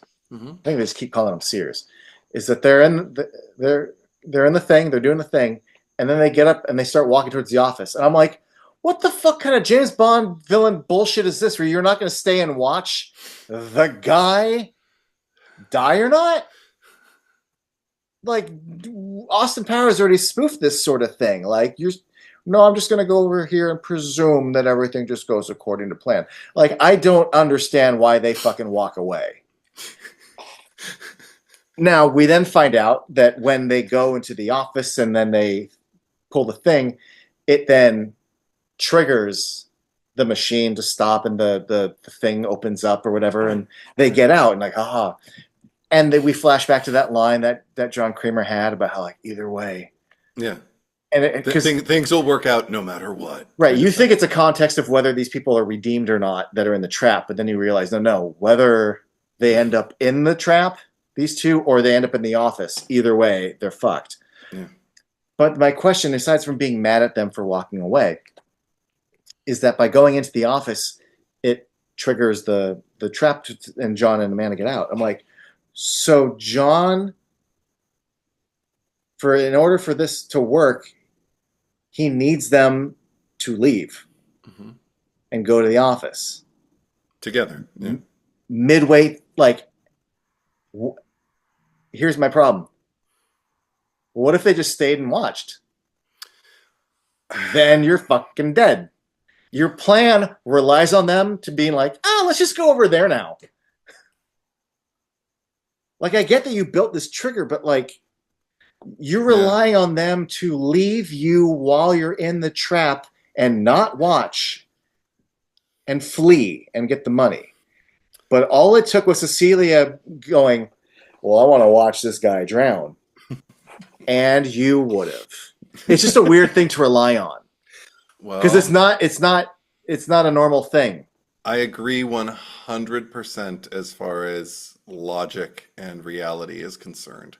This And is, then once I'm however, getting waterboarded, she will eventually not watch and leave. I'm like, okay. but if this were the first time in the saga that Johnny Jigsaw was capable of anticipating something Uh, that seemed to happen completely by chance, I'd be like, you know what? That's fucked up. But I think hasn't every movie I don't know. This just feels like kind too of much of done a. that? This feels Okay. like too much of a happenstance for me. Okay. But I will say, let's go along with your line of thinking for a moment. You might be right. I haven't watched 1 through 9 in a while, Mhm. and there might have been some bullshit. Where you're like, man, he really planned for that to I happen. mean, in the sequels, certainly, like as Right. we get on, like past three, there are Yeah. some things that he anticipates past his death that Right. are I think just like we might have complained that like, wow, he's really that, psychic that he was able or that to. he's just gonna like, well, and if that doesn't work, I'll have to record another tape Yeah. just in case they survive that thing.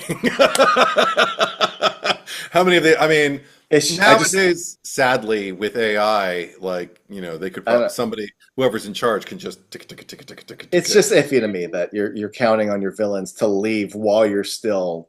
Yeah, I agree. Yeah, that's weird. I will admit, I didn't think of it while I was watching the movie, and this is my second time seeing it for this screening, for this recording Yeah, I didn't think today. about it the But first time, but I definitely thought about it this time. And I went, huh? no, But I didn't think whatever. about it this time either. I was too busy like riding the wave, just kind of. Oh, because that's the thing Oh, is like there's if the highs are high enough, then I am yeah. just gonna like go ah, and because like you said, they marked the moment with the money bag being pulled and the Zepp's theme started like playing, and I was just started applauding and cheering, and I did that a few times during Yeah. this movie. No, But I've said this I've said this on this pod before. I've said it in life many times. I've said it yeah, somewhat recently on the Titanic podcast that like if you can get the tone of the moment working,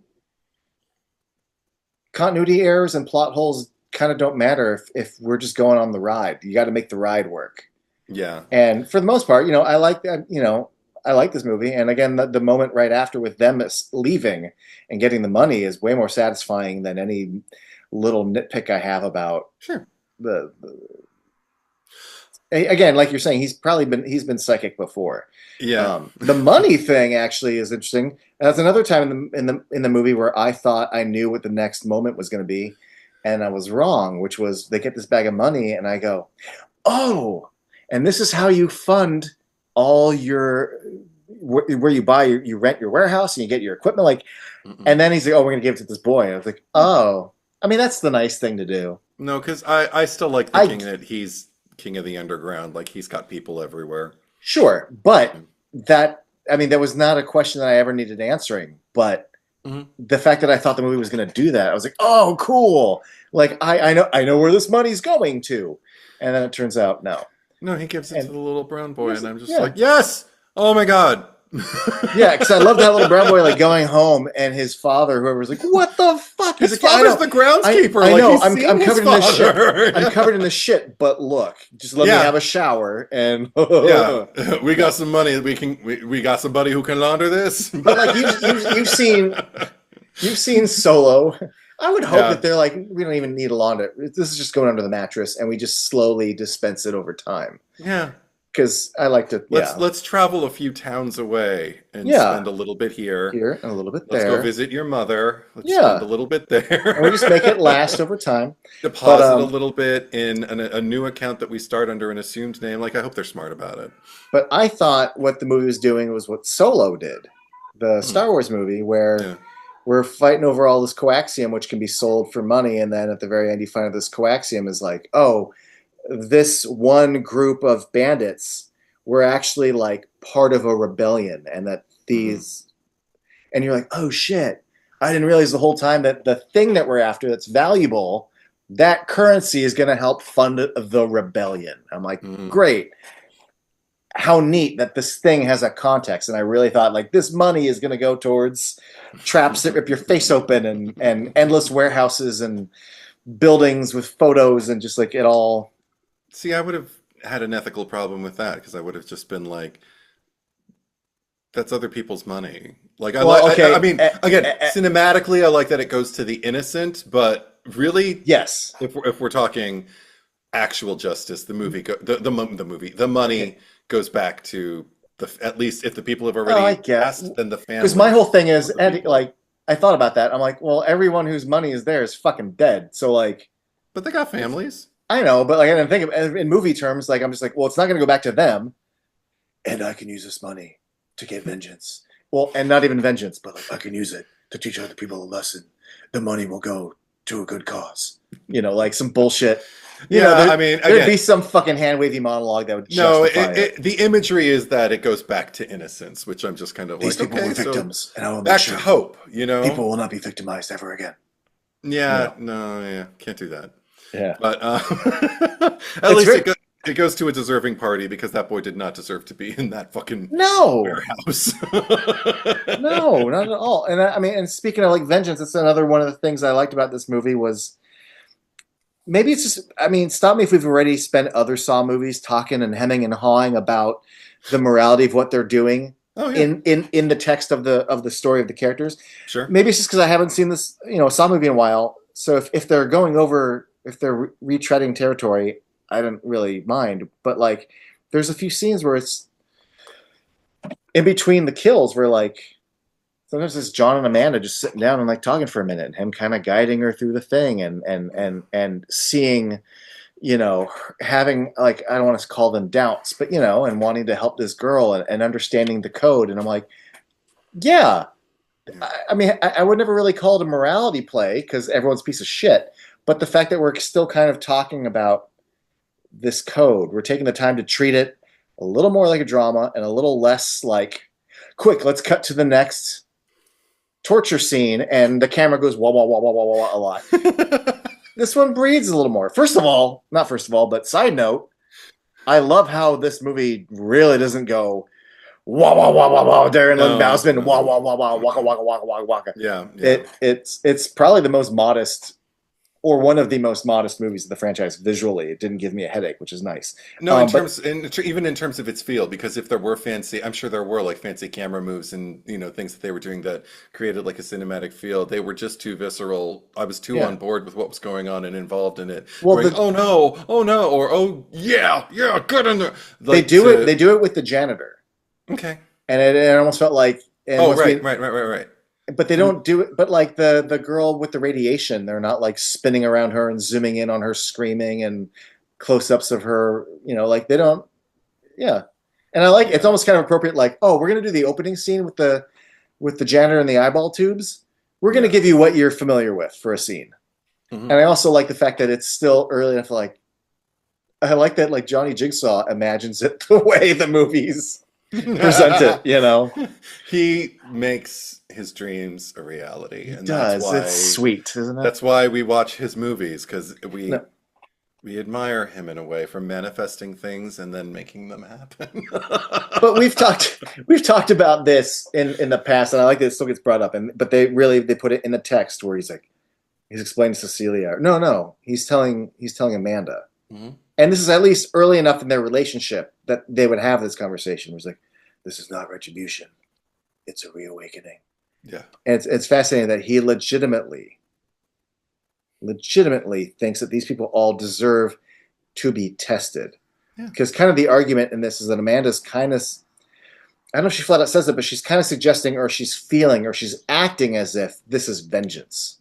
Mm. And the way that John Kramer's saying, no, this isn't vengeance. Hmm. Even in this moment, like because doesn't it feel like that? If I'm writing the movie, they fuck him over, and then it's vengeance, Hmm. right? That feels like that's what the movie is. But it's fascinating to me that the movie is still like, no, like even when he calls Hoffman. He's like, there are people that are in Hmm. need of like our service. And you Right. find our service, it means traps. It's a dumb Saw movie, right? It's like, no, no, no, no. This isn't, he literally says it's not retribution. Like, even though these people are awful, Hmm. I'm giving them all a chance. Yeah. These people deserve their opportunity to be tested. Because And like, everybody even does. it, Yeah. this despicable people, Yeah. Hmm. this is gonna sound weird, but like he finds it like in his heart to give them a chance because Hmm. this is their sin that they can rise above. Well, yeah. But I like the fact that both me and Amanda are like, oh no, fucking get him. And he's like, Well, no, it's not about that. well, but Amanda is both two minds about it because Right, right. She's not 100% that. she's making her case for Gabriella and doesn't understand Mm-hmm. exactly why she's being tested because she feels empathy for her situation. And yet Because when she's she a, talks yeah. about Cecilia, it's like I don't even know why you're giving her a test because and he says everyone deserves the chance Right. to But whatever, yeah, that's all interesting. Like that's what I like about this movie is having me that too. dialogue within the movie, because from her point of view, Gabriella is a victim of her addiction. It's not totally her lucid consciousness choosing all this. Right, right, right. Cecilia is. Yeah. God, I hate her. Yeah. That's another thing, point of entry for me, because you know me in the interpersonal, I fucking live for it. And especially, okay, with these characters who are so deeply flawed and who are so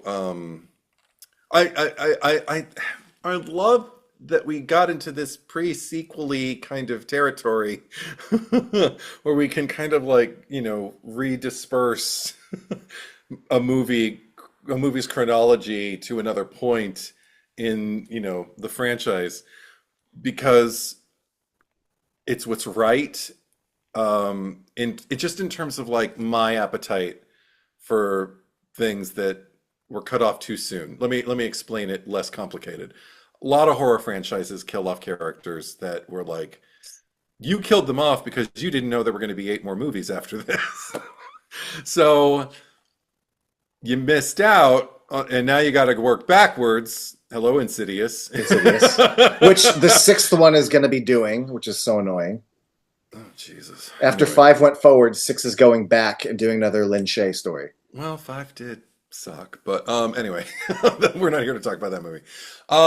Anyway, the I love that it just kind of like keyed into things that I wanted more of because one of the I'm a fan of three, and one of the Mhm. things that makes me a huge fan of three is the amount of exposure we have to the bond between Amanda and Johnny Jigsaw and how much it hurts her to lose him. We get that in this one, but it's a different stage of it. And we also get her at a different stage of her mentorship. They took all of that into account. The performers are so fucking capable of acknowledging that, personalizing it, and then just letting it go and allowing spontaneity to occupy the space to just, like you said, just talk to each other to the point where Amanda can say to him, I'm not I'm not ready to do this without you. And I can start crying as just breaks down and he takes her hands and I'm just watching two people who have one of the most unhealthy connections I've seen, like survive. And Oh, yet, and yet there is genuine affection. There is genuine love there. There's even beyond mentorship, there is a familial quality of like, I see you. I see your worth. I see your promise. You've already proven your strength to me. And I know that you're motivated by this need to continue to prove things to me. All you have to do, it's so weird because there's a religiosity to it. I'm watching The Chosen with my mom, and Jesus sometimes sounds like a cult leader, and the only thing that saves it is within the framework of the story, that is the Son of God saying that, so he's right. Within the lore, you know. mhm. I'm watching this, and I'm just kind of like, he's he's telling her all you have to do is follow my teachings, and it will lead you to the right place. And in a weird way, there's a part of me that's just kind of like, yeah, if only you would have stayed the course and followed the rules that he set for you, maybe in a kind of Dexter way. I don't know what Hmm. happened to Dexter, but maybe in a kind of Dextery way, just kind of like just in you're sick, but you can help people. That doesn't mean you're worthless. You can actually be of great service to people by offering them freedom from the traps they've created for themselves. By creating a challenge that is tangible because life doesn't always do that. Become the change you want to see in the world.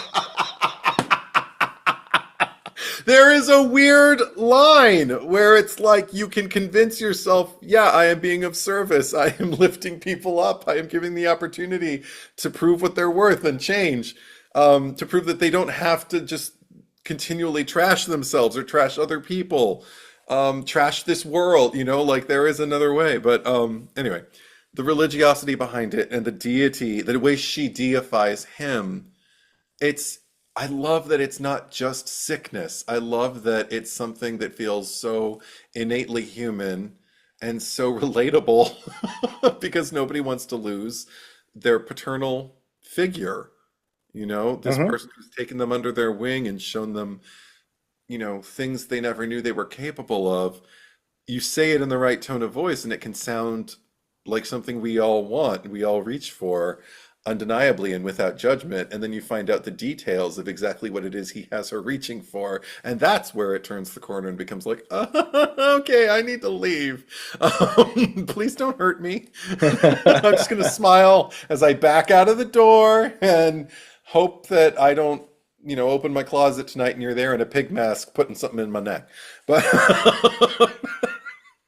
But and also just seeing Amanda's still lingering empathy at work here, like she doesn't know, she's really right. She doesn't know, she is not ready to do this without him. Um, but I love watching his faith in her. It's just, I just love, this is the good stuff. yeah, I just love watching him. I mean, this more than any other Saw movie, I think this is the John Kramer show. Yeah. And it kind of, like again, it felt like it was a mistake killing him off in three, only because now And they're her. like, yeah, now they're lucky that there was plenty of excuses. I mean, it was a bunch of nonsense. That like, oh, it turns out I had like 10 more traps that I was thinking way ahead for that I videotaped all my fucking intros for. But like, thankfully through video and audio, you're able to still have him show up Sure. and through little flashbacks. But this does a thing that like I wish they'd maybe done even sooner, which is like you could just go back and tell earlier stories. Like Mhm. he's such a resource. Yeah. You didn't need to really invent Hoffman. I Like, mean, I mean, I'm fine with it, but I'm just saying that like this was like, oh no, like he's an actor. He's mhm, here. Yeah. Like, what is the franchise? What are some of the most beloved ones besides six? One, yeah. two, and three. The Mhm, ones that have fucking Jigsaw in them. yeah. So, for the love of God, yeah, this was great. Just having him back and having him Yeah. be the focus point and not bending over backwards to explain the third How he apprentice. anticipated all of this too. Yes, Yeah, all yeah, that shit. Like also just like I mean that can be kind of fun. yeah. Yeah. That like oh, turns out 2 movies No, ago over in that corner, but it's silly this fun. I this is like it. cleaner. Yeah. Yeah, this is a different fun. It's clean. It's straightforward. It's tight. It tells its It's thing. emotionally potent. Yeah. I mean, Yeah, again, and like you're right, it gives us a different part of the Amanda relationship. yes. We reveal in two, but we don't really get to see them until three, Yeah, that really. when we see what the bond And then I really think in four or is. five, don't they flash back to like her and Hoffman setting Yeah. something up, like they, Yeah. Yeah. but this is way more relationship. Yes. We get exactly what I was hungry for. Like the thing that made me like, that's probably the thing I like most about three is their interaction, like their, whatever. And and again, nothing that I saw in this movie surprised me in the sense that like, oh, I didn't know they cared about each other or anything like that. Yeah. It only just kind of deepens the reserve of what I already knew was there and just compels me. And again, like I said, like I just weep like a baby witnessing it because it's going deeper, because it is showing them in like a new framework that only extends the lore, doesn't reframe it or reshape it. It's just a content, continuing it on and giving me more information. The stuff that I would, because I care about people I care about, and I care about these people. learning more just about like what the path was for the two of them and what they struggled with and what they never argued, but they did question. She Yes. questioned him, and I love the answers that he provided her just because, again, in a weird way, he was acknowledging her. He was, in his mind, and reaching out to teach her and reaching out to just kind of like enrich her abilities that he already recognized in her. This is all good stuff on paper, again, until you find out Hmm. what they're doing. I'd say find out yeah, because I mean, they at one point they're talking about some trap and in front of Cecilia, and she talks about and Mhm. he goes, "Hey, we don't kill." And we talked about this in several of the other Yes, we podcasts. did. Yes, we did. I kind of do. Don't you? Don't you? It's cute, the mental gymnastics where you think that you're not, but you are. Like, But they wouldn't be dead if they weren't in that trap in the first place. exactly. So. Um, but this does another thing that it does well that I like that it here's the thing about it is that it's surprising that I like it as much as I do. Yeah. Because I had to argue probably about 9 times out of 10 when a franchise goes back and does a prequel and moreover a prequel wedged in between some other stories that like an in betweenquel. Yeah. 9 times out of 10, I don't like it and or it sucks because there's certain restrictions and I actually I just said sucks and I'm citing something that doesn't suck, but it's a good example of the limitations, and that Okay. is the Obi-Wan Kenobi show Okay. because it takes place after Episode 3 and Mm, before Episode 4, A New Hope, mm. and Vader's in it, and Obi-Wan Kenobi's in it, and in case anyone's never seen it, there are other characters who are in it, and Okay. there's so many characters that you know, and you're watching it, and even though the tone works and there's a thematic arc that really works in Obi-Wan Kenobi show, which is why I don't poop on it. It works in spite of this, which is, well, I already know. Like, it's never as simple as like, oh, well, they're not going to die, so who cares? Like, well, that's Right. bullshit. But everyone in this show, I'm like, I know what you're all going to be like in 1 year and 10 years from now. Like, Hmm. stop going back into these little pockets of a narrative where like you're just trapped and there's nothing. There's no tension whatsoever. And in theory, Saw X could have been like that, Yeah. but they found something interesting to say with these actors that I never once go, well, I know John Kramer's not gonna, die in this fucking, he's not gonna die in this fucking Hmm. waterboarding trap. Yeah. Well, I know Amanda's gonna get out of this chain. Like, it's never that. That's not even on my mind because the Mm. movie has other things on its mind.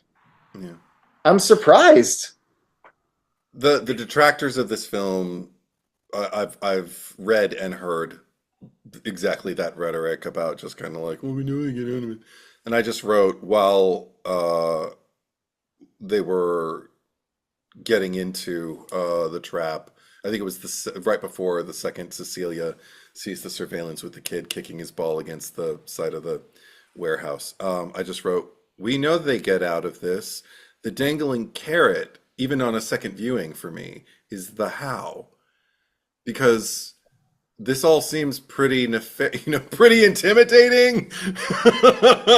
Like, I don't know how I would like is like I'm praying as Amanda's like putting the thing like around her leg or whatever, that she's got like a knife hidden on like her sock, like wrapped around like her shin or something, that she's gonna pull on Cecilia. I'm just waiting for Yeah. somebody to have like the secret, the reveal of the thing that they had on them, that the Scooby-Doo villains weren't smart enough to frisk them before to see if they had, like I'm rooting for that. And I'm just, and again, because there's something about children under duress. Like, you put a child in the line of fire, immediately, like, the tensions rise even more. I can care about the adults and what's happening to them, but a child moving into a situation immediately, like, there is a little something extra in my chemistry, and I think Hmm. in most of our chemistry, where we're just kind of like, no, no, no, no, no, no, no, no, no, no, no, no, and Yeah. it just ups the ante and Not just the makes you. Bambinos, you know. Yes, not the Bambinos. Let the Bambinos go. And I did write. If this brown little boy dies because of this big bitch, I quit.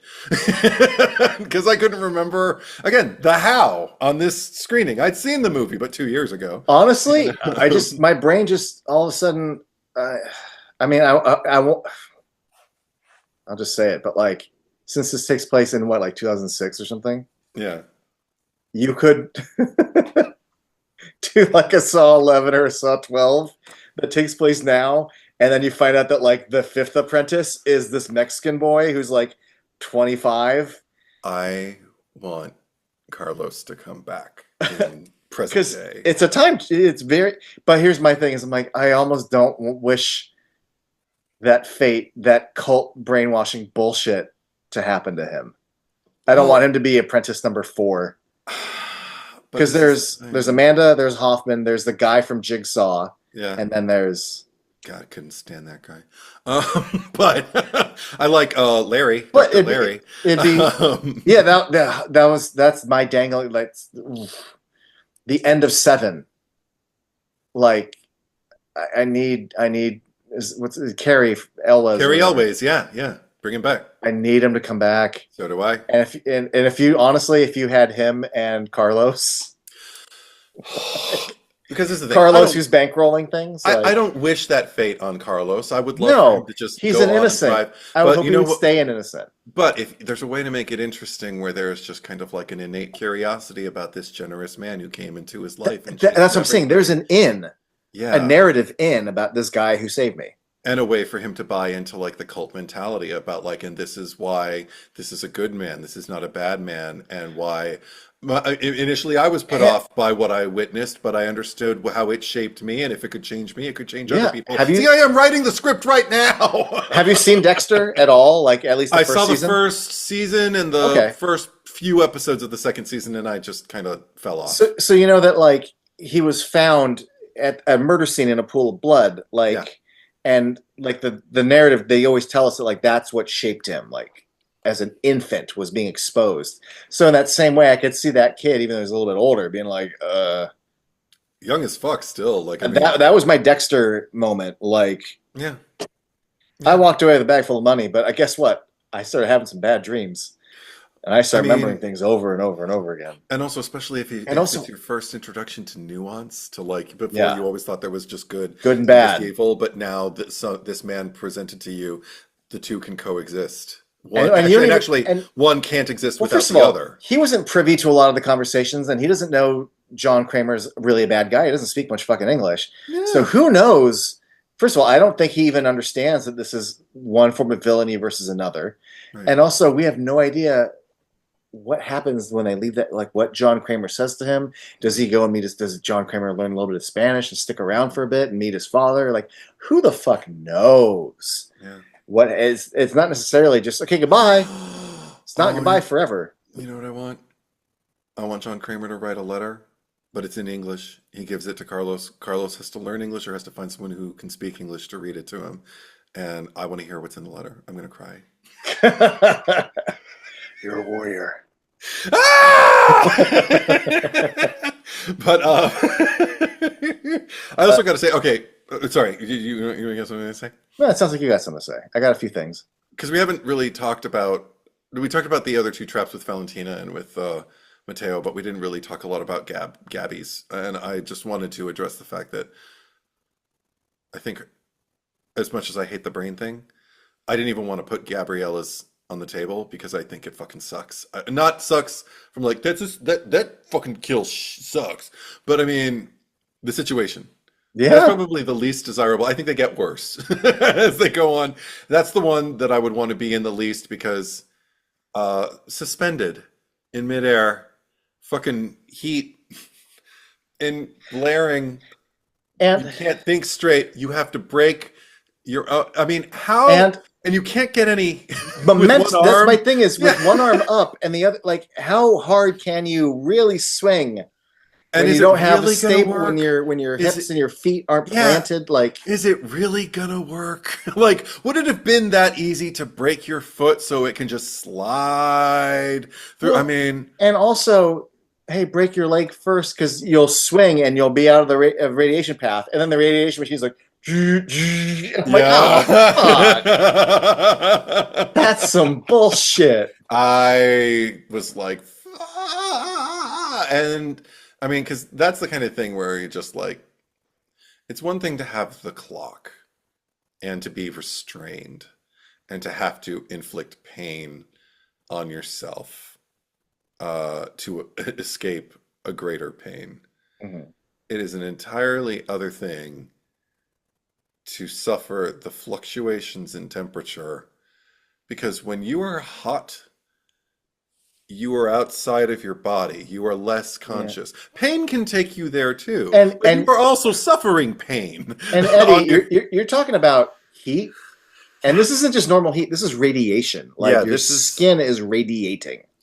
I mean, I know how I can feel my skin literally dry up, and I'm an oily motherfucker. I can literally feel the skin on my face tighten and dry up when I'm sitting too close to a campfire.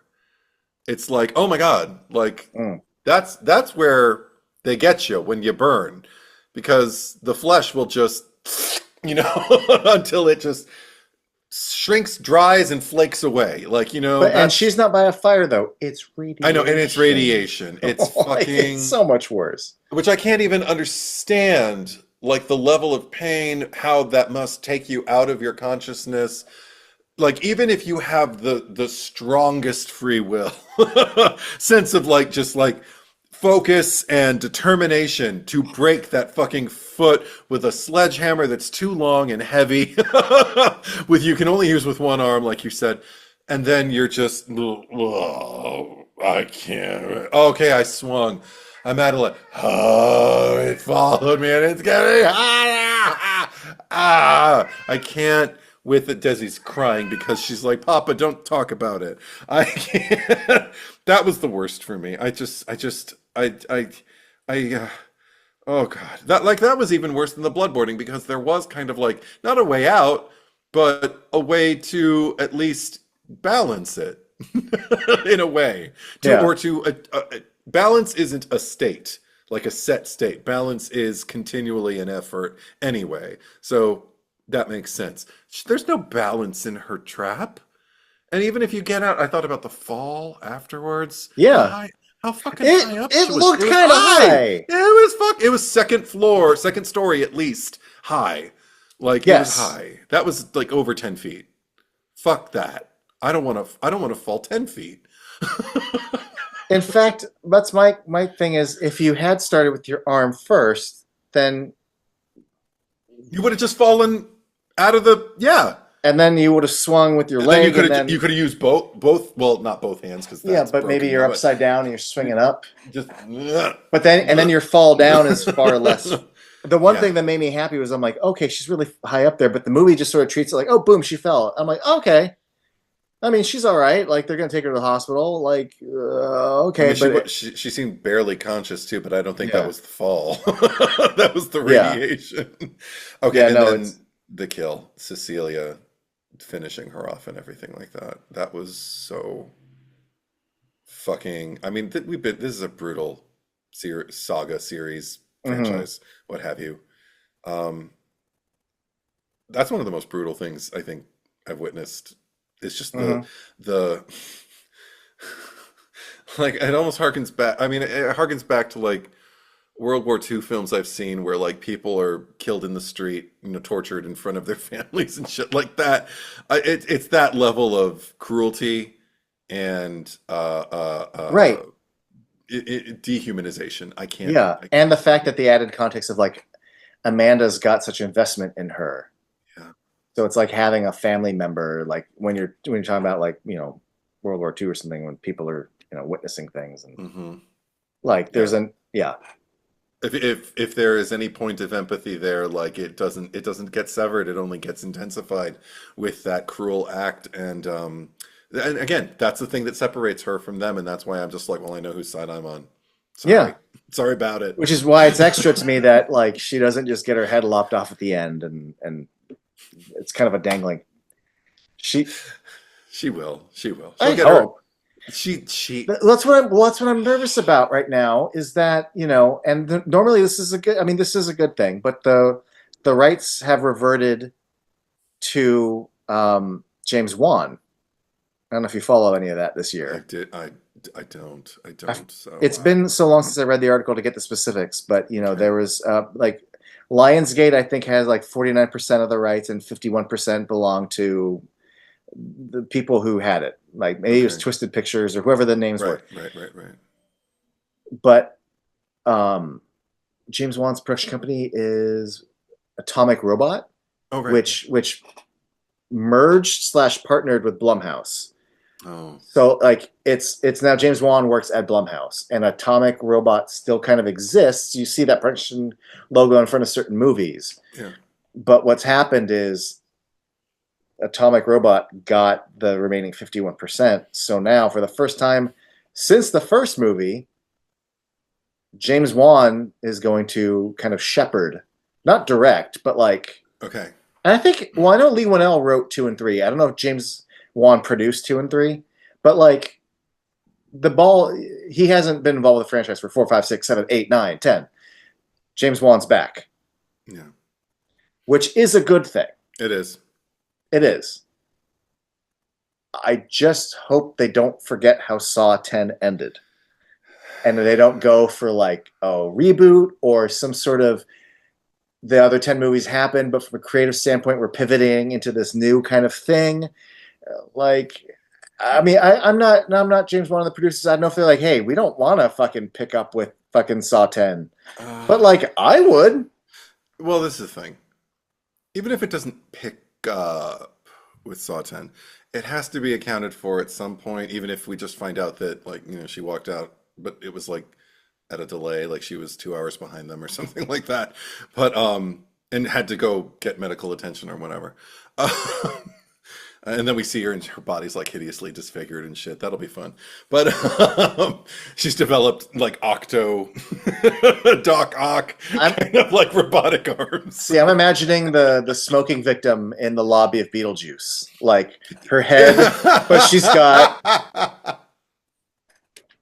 I mean, that was one thing when she was like in her house, because you can tell she's been doing this for a while, unless she was just like raised in a wealthy family, which her father, I guess, who knows if she was telling the truth. She says, my father is not a lie. He's real. I still don't know. But whatever it is, whatever her situation is, she's decked out. Like the house is set.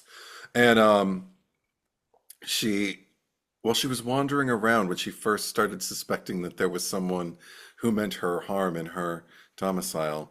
She grabbed something that at first I thought was an umbrella. And the more I looked at it, the more I was like, it's a cane. And even the way she was holding it, I was like, but it's not like a walking cane. It's like a Count Dracula. Yes, I carry a wand with me. I Good point evening. with it and I knock the box out of your hand in the Spanish version. And, like, I just thought like, oh my God, villains haven't carried canes like that for almost 100 years. How cool is that? She's like that level villain. She's probably got like a little cape that only goes in down her to closet. her butt. Yeah. And a top hat for, when she goes out in the night. Oh, I was thinking she was putting on the Ritz. Yeah, right. But no, I don't know. It was a nice kind of welcome little like, yeah, you are that evil. So I'm glad you dressed the part of a kind of contemporary Disney villain. Anyway. Did you have more to say about James Wan and Saw 11? Because it sounded like you kind of did. Oh, I don't mind if they. I'd love it if they just picked up, but if they don't. Can I just tell you something? Yes, please. If they don't, Yeah. if the other movies are any indication, Yeah. like in Saw 13 or Saw 14, she's going to show up or they're going to flash back and show if she got out, because then she's like, surprise, motherfuckers, I'm in 14. And this is the one franchise where like they've made a legacy. They've made a legacy of, don't worry, we'll go back. Remember that envelope from 2 movies ago? Right. We'll show you who dropped it off. We'll get there.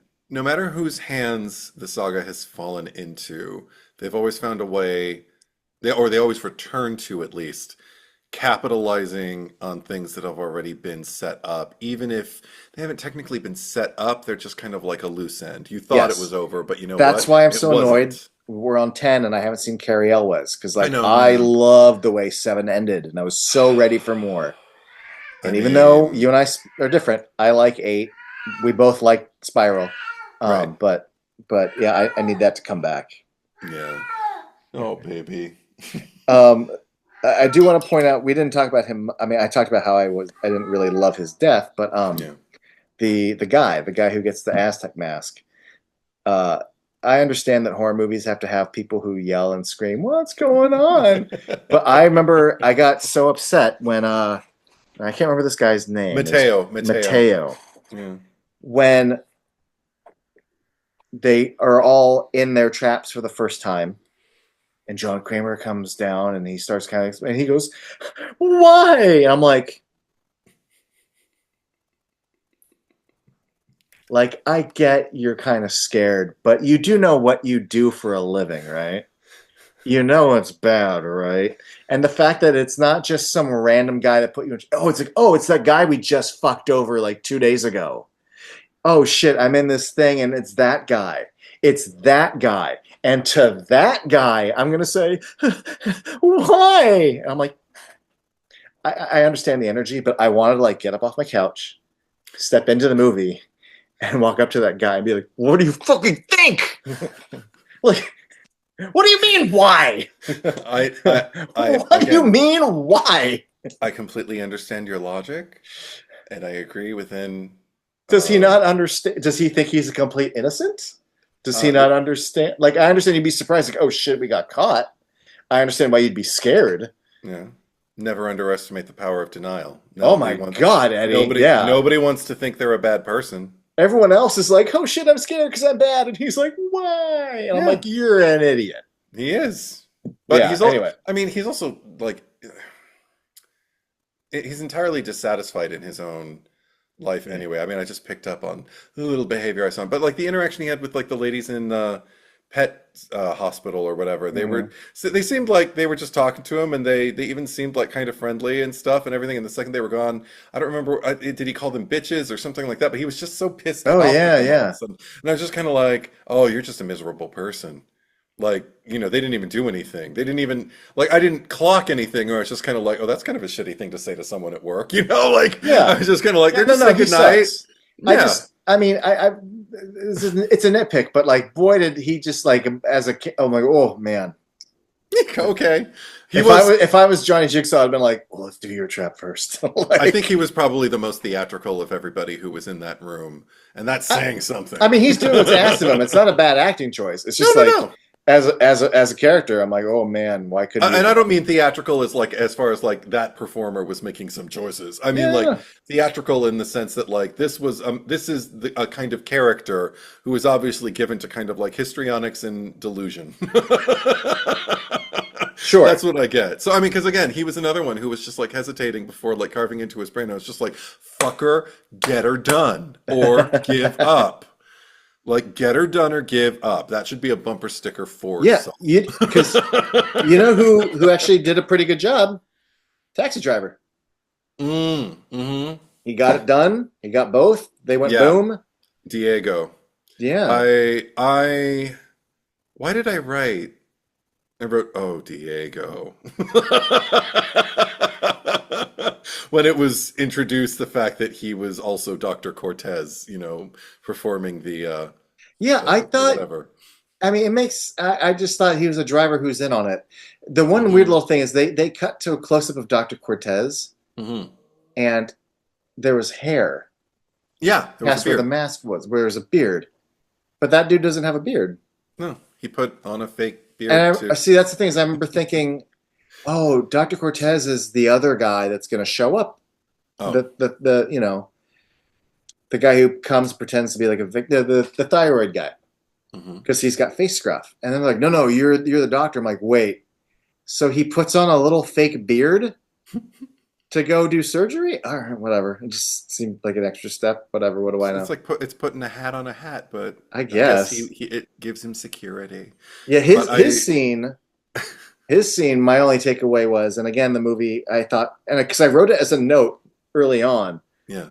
which is we see him get abducted in the cab, and then we just hard cut to him, and he's like, hey, man, I told you what you wanted to know, who you're looking for. And I'm like, oh, you did? That's interesting that there was a whole scene that apparently happened that we weren't privy to. We're just going to skip that entirely and go to this. But that feels like that's information that I should have. Okay, that's weird. This is a weird cut. This is a weird scene. This doesn't feel right. But then later we reveal that, like, oh, because the name that he gave was, ha ha ha, we need to keep this third act thing a secret. Sure. Got it. Which is typically, it's Sears. Like that was, we've done that before too with these we movies. Thought we gave the names of Cecilia and we didn't know about Sears. Yeah. But they're, so. No, but where we're sitting there kind of like, what an odd cut. And then we realize, oh, because you needed to introduce this in your final. Yes. But you were wrong. You believed all the time when in actuality, yep. what was happening was blah, blah, blah, blah, blah, blah, blah, blah. And I wrote fucking loaded situation. I'm trying to remember why, but I think I was alluding to Diego's predicament with the things in his arm because he took away the use of his hands and put the scalpels like kind of like taped into both of them. Yeah. And he had to cut the stuff out. I'm trying to remember. I guess it was about. Why did I write it was loaded though? Maybe I just meant again like I hadn't quite gotten into the Willy Wonka moment where we were like there's an absence of Billy, so I was just kind of like, oh, this shit's personal. So maybe it just felt loaded because I'm starting with the first person who I encountered face to face in this whole, because obviously like Cecilia's at the end of the maze. Yeah. It's clear her game's gonna go last. But maybe I just meant loaded in terms of, again, the fact that it was something personal. The fact, because that was another thing. Even though I didn't quite notice the absence of Billy, what I honed in on was the fact that Johnny Jigsaw was standing there behind a window, just watching him. Yeah. Which he usually does via screen, But again, he sets it up. He's in another country. Like, this is not his main. He's not in complete control.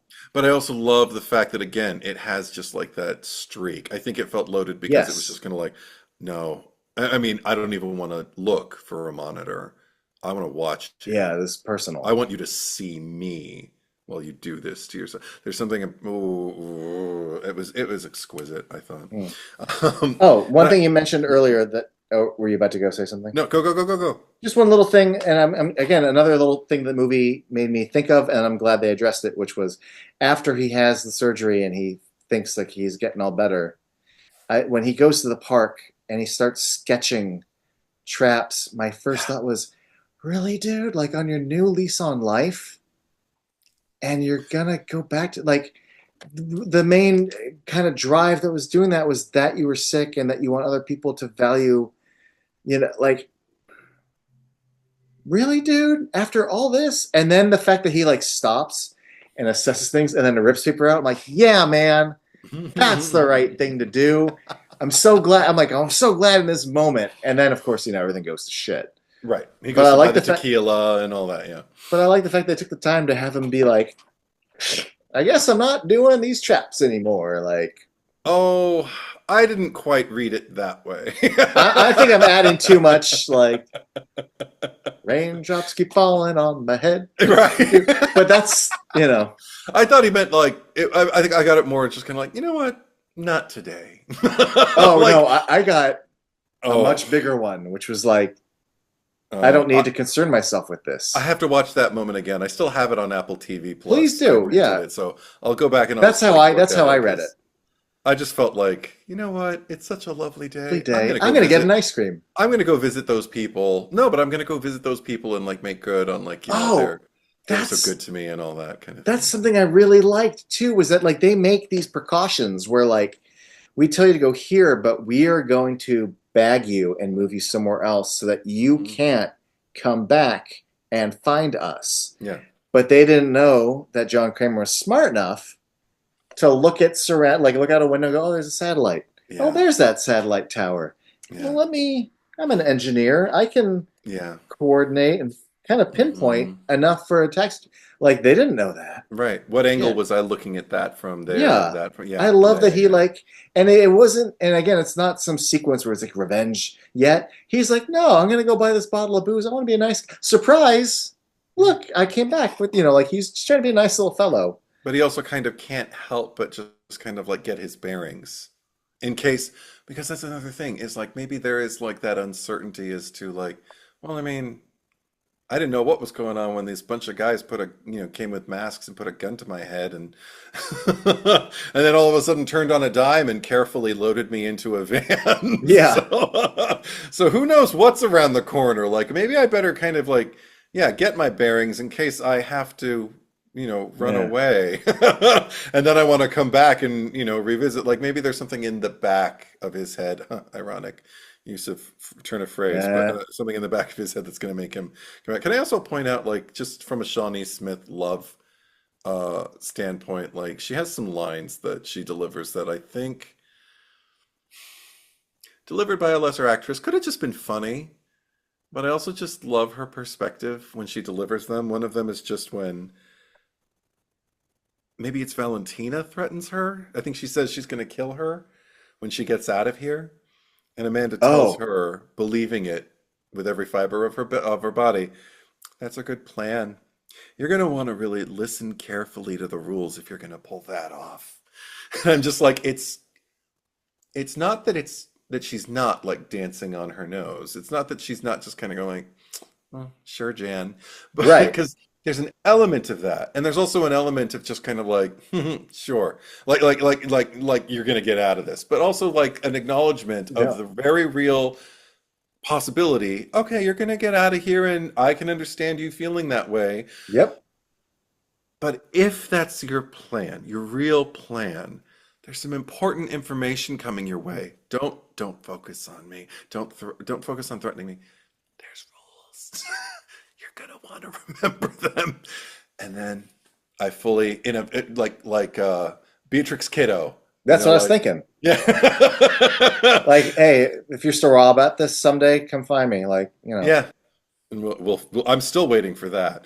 Um, and then there was another one where again it was a play on words and it was still Valentina where she was like I think it was the last thing she said to her before Valentina was like supposed to start her clock, and she said, you'll make it so long as you keep your head.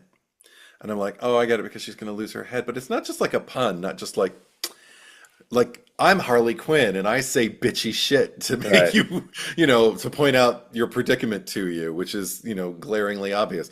It was also just kind of like, no, it's real advice. Like, so long as you keep your head, keep your head in the game, keep your head, like in real life. Hmm. You just have to, you just have to be calm and just follow the rules. Again, I'm helping you. There's something. Maybe that's why, because when she was introduced, she was equal parts witty, but also kind of in her way helpful. I love seeing that. I didn't get a lot of that because she Well, was yeah. I mean, because pretending she's to be been a there. victim in Saw 2, so she Yeah. didn't get a lot of opportunities to be like, I'm part of the reason you're here. So I'm going to speak to that. And she was so consumed with rage and just raw emotion in 3. So there weren't a lot of, not that I can remember, a lot of opportunities for her to little wordplay. Yeah. I'm playful, but I'm also really telling you the truth. Yeah. Listen to me. Yeah, I dug it. I'm telling you the truth because, like, I fucking lived it. Yeah. And, And also, ain't I a stinker? and, and wearing that fuck ass bob, too. Not everybody can pull off that bowl cut. And I'm just like, Shawnee Smith, do whatever you want. Like, Yeah. I love it. Just, Speaking of Amanda, I have another little cunty nitpick that I have. oh, okay, go for it. But, I do what I do. I thought it was neat, when he says detective, and you're like, oh, he's calling Detective Hoffman. And that's neat. Like, we're still connecting to the other movies. But then, so you see the abductions happen, and then the last abduction with Cecilia, the mask comes off outside the car, and you're like, oh, it's Amanda. And we cut to like John Kramer's on the inside. Uh-oh. Uh-oh. What? Oh, you said uh-oh. Are Yeah. you preemptively? I just want to hear what you So have then to they do say. the little montage of how each person, Yes. but they show her like putting the pig mask on to then go abduct Valencia, whatever the fuck her name was, Valentina? Valentina. And I'm like, well, yeah, I know because you took off the mask, so now I know that the previous three abductions were Amanda. What, you think John Kramer's on the fucking roof like Batman at Cecilia's house? I know it's fucking and then but they make a point to not only show that it was her, but then she tases the guy at the animal vet, and then she goes like this, and then they show Gabriella, and she goes like this, and I go, I know, I know it's her. Why are you showing the mask come off every time? Every time. Because it could have been Hoffman at some No. point. You No, don't but it's know. funny because the way they do it is after they've showed that it's Amanda, they then go back and every time Yeah. as if I'm gonna be sitting there watching this montage going, oh, it was Amanda? And then 10 seconds later, oh no way, that was Amanda? Wait, that was Amanda that time too? Like they keep it's always done as a reveal each time, but we just saw it 5 seconds ago. It's just so silly. Like they actually shoot it to be a reveal, but it's a montage of the. It's just silly to me. It made me giggle. Like, I mean, my reaction is not yours, but my reaction is also not, oh my God, a man. And we're kind of somewhere in the middle where I'm just kind of like, oh, it was her at every turn because she's the only one down there. Okay, got it. Period. yeah, she was the only one. So, But that's how I knew because I was just kind of like, is Hoffman going to turn out, or is he going to like come around a corner too because he helped with one of the things while she handled that, or like it answered a mild inquiry that I had in the back of my head. So yeah, okay. I I don't your gripe is not my gripe, sir. Yeah. I mean, again, it's not the worst. It was just. Yeah, I can't remember what there was like an episode of Parks and Rec. I want to say that Tom was like, I think was he watching Sixth Sense or something? Oh yeah. But he was like, no way, that was that guy. I was just like, no way, that was Amanda. Oh no way, that Oh was Amanda God. too. Oh no way, that was Amanda. Like, yeah, I- yeah, yeah. I had a Every much more time she pulls the middling mask off, response. it turns out it was her every time. I don't I don't know how much more I have. We're in hour three though, aren't we now? No, Oh really? What but are we're we? coming up on 2.5. We're almost there. Well, that wait, 2.5 is the third hour. The first hour ends with 1 hour. The second hour ends with two. And Right. you're in the third hour, 2.5 I mean, hours. I That's guess. you're within a third But we hour. haven't hit the No, end but of you're hour within three. a third hour. We didn't think we Damn, were going to surpass 2 hours. Let me just put it that I way. hate you so much. Because we've completed 2 hours, so you're already making Yeah. way through the third hour. Uh-huh. Do you understand? Yes. It's See, I see, wish Giancarlo's, so much evil bad things for you. the thing about time.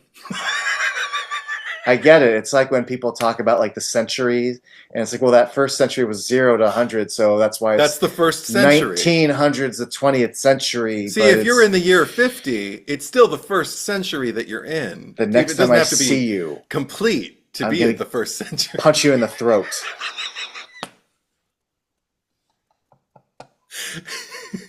See,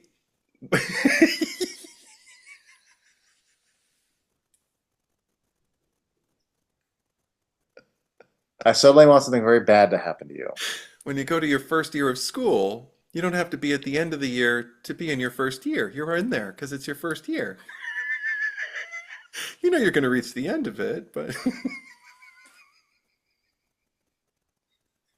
I've never so liked you. I know I'm having too much fun. I think you're the worst. You kept me up past midnight. This is what happens. The elder sibling energy takes Oh, I over. remember the elder sibling energy. I'll just tell everybody there was a night where we were staying in someone else's house that had a really big dog, and I was scared of it. and I really, really, really, really had to pee. Like I had to pee so bad. Yes. And this fucking guy takes 2 glasses of water, and I didn't want to leave the room because that giant fucking dog was between me and the bathroom. Mm-hmm. Starts pouring the Orange water. juice. It was orange juice. Yeah, whatever the fuck it was. And you were Like, you, I you, were, love you, but you're a piece of shit. you were telling me you hated me then. You were laughing when you said it, but you were also That was summer of laughing. 1994, and here we are in 2025, and it's the same For bullshit. some reason, you're still asking me back. Maybe I'm finally gonna learn my lesson. I'm gonna start turn a new leaf. Or maybe you're just like, I don't know, Amanda and Glutton Yeah, for Punishment. maybe this is like, I deserve to be tested. Yes. Like, this is my test. You passed your test, which was the orange juice, and now Eddie, yeah, it's a reawakening. No, everyone deserves the chance. No, I don't know where I'd rank this in the franchise, but I would rank it somewhat high. Me too. Because even though I do think the ratio of time to kills isn't the most satisfying, there's so much else that is satisfying. And the fact that it functions as it's a rare movie where it's the in-between qual that actually kind of works. Now it doesn't work so well. Like when people are like, "What order should I watch Marvel movies in?" Watch them the fucking order they came out. There's no other way. Like it's so dumb. Yeah. Like, oh, if you watch Captain America and then Captain Marvel, I'm like, yeah, but they introduced things with Nick Fury. Just watch them all in order. No, watch all the Saw movies in order. Don't watch Saw 1, Saw X, and then Saw 2 because not that's for your first time. No, but that's the weird thing about this movie is that it's not called like Saw 1.5. No. It is Saw 10, which means it presumes that you already know about John and Amanda. So can you imagine someone be like, oh, watch them in chronological order for your first time? Like, it ruins the reveal of Amanda in 2. In 2, yeah. And this movie presumes that you know that. Same thing with Hoffman. Yeah. Like, this movie... Oh, God, yeah. Yeah. It's a fun sequel that, like, goes into the past, but it is not genuinely a functioning prequel where you can insert it into the timeline. Unless, again, like you said, it's not your first time, and you just kind of want to have fun with the chronological thing. Exactly. But when people are watching this for the first time, what order should I watch the Saw movies in? Like, I would never tell them. You're reminding me, and this I don't know if I've already told you this, but this might wound you. I was listening to a podcast, and there was a father who was introducing his son, at his son's request, to the Star Wars saga. And the son wanted to watch them in chronological order, not in the order that they were released, but in the order, we'll start with episode 1. Bad idea. Yeah, absolutely. Because this is the thing. He watched episode 1. He liked it. Okay. He watched episode 2. He liked episode 3 a lot. I think they did Rogue One. And I forget if there's something in there you would know. But anyway, they get to... No, Luke, I am your father. That's not possible. No! And the guy didn't even realize the disservice he had done to his son because his son was watching it and he was just like looking because he knew big reveal's coming and he's like looking at his son, waiting to see, and his son's just kind of like seeing in that moment, just going, okay. Yep. We knew that because she gave birth to Luke and Leia. They were separated. They were sent to different planets. Like, yeah, I knew that. And it's just like, oh my God, what did I do? Yep. That's on you, guy, whoever that guy is. I deprived my son of one of the most effective, like, earth-shattering reveals. Because he's watching A New Hope, and he's like, oh, Luke thinks he killed his father. Oh, wow, that's going to suck. That's gonna suck for him if he ever finds out on that day. See, there he found out, and he's upset. That's all he got. Yeah. Whereas even the mystery when Obi-Wan reveals in like Return of the Jedi, like all it tells him the story and everything. There's no like hunger, even though they're different stories.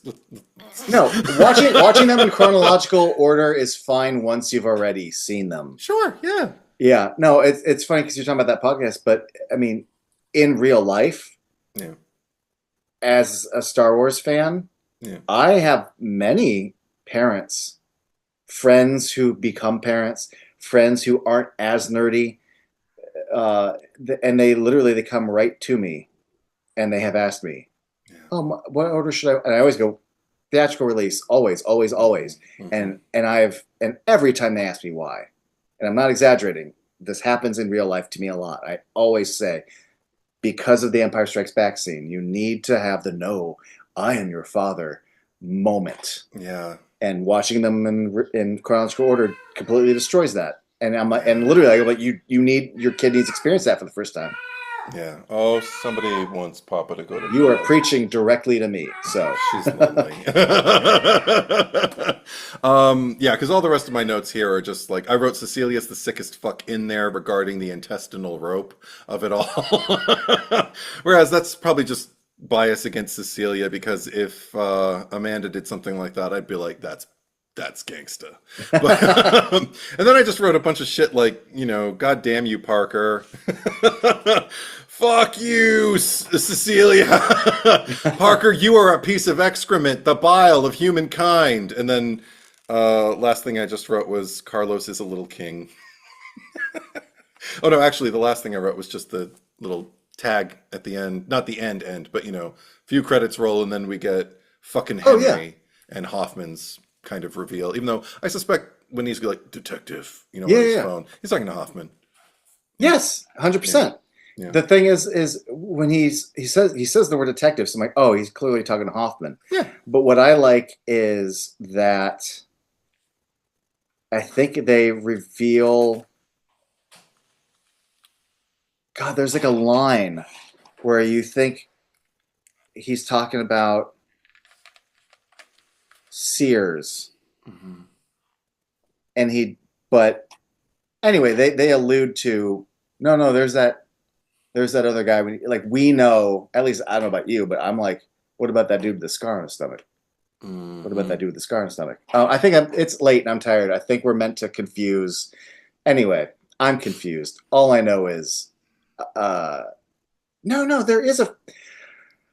I know you're having a hard time following me, but like there is in one of those flashbacks like a thing where they establish the dangling thread of, oh no, that guy. Right. We still need to get that guy. Hmm. And I think you're led to think that they're talking about Sears, but no, we've already handled Sears with the cab driver. We're talking about the dude with the stomach thing. Yeah. So they do Yeah. pay that off. Right. And I mean, I think if you're a fan of the franchise and or if you like Hoffman, you go, oh, there he is. Like the movie does have like that thing where we give you what you as a fan would kind of want, the connective tissue. Yeah. But also the fact that, like, hey, we're back in the room. You go, Hmm. oh, okay.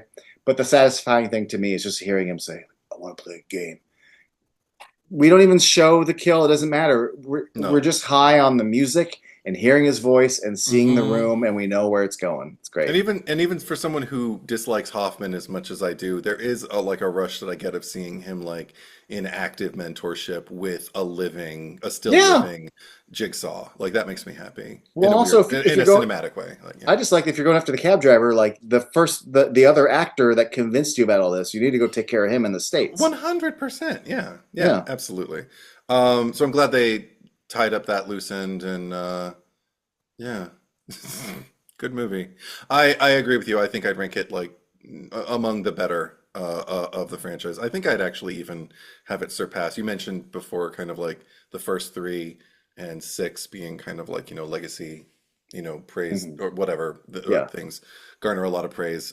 Two, not for me. You know No, that. neither of us like two, Yeah. but I know in general people tend to like two. I know a lot of And people who love two. So And yeah. those first three, like, they all have John Kramer alive. I'm just lumping them Hmm. together.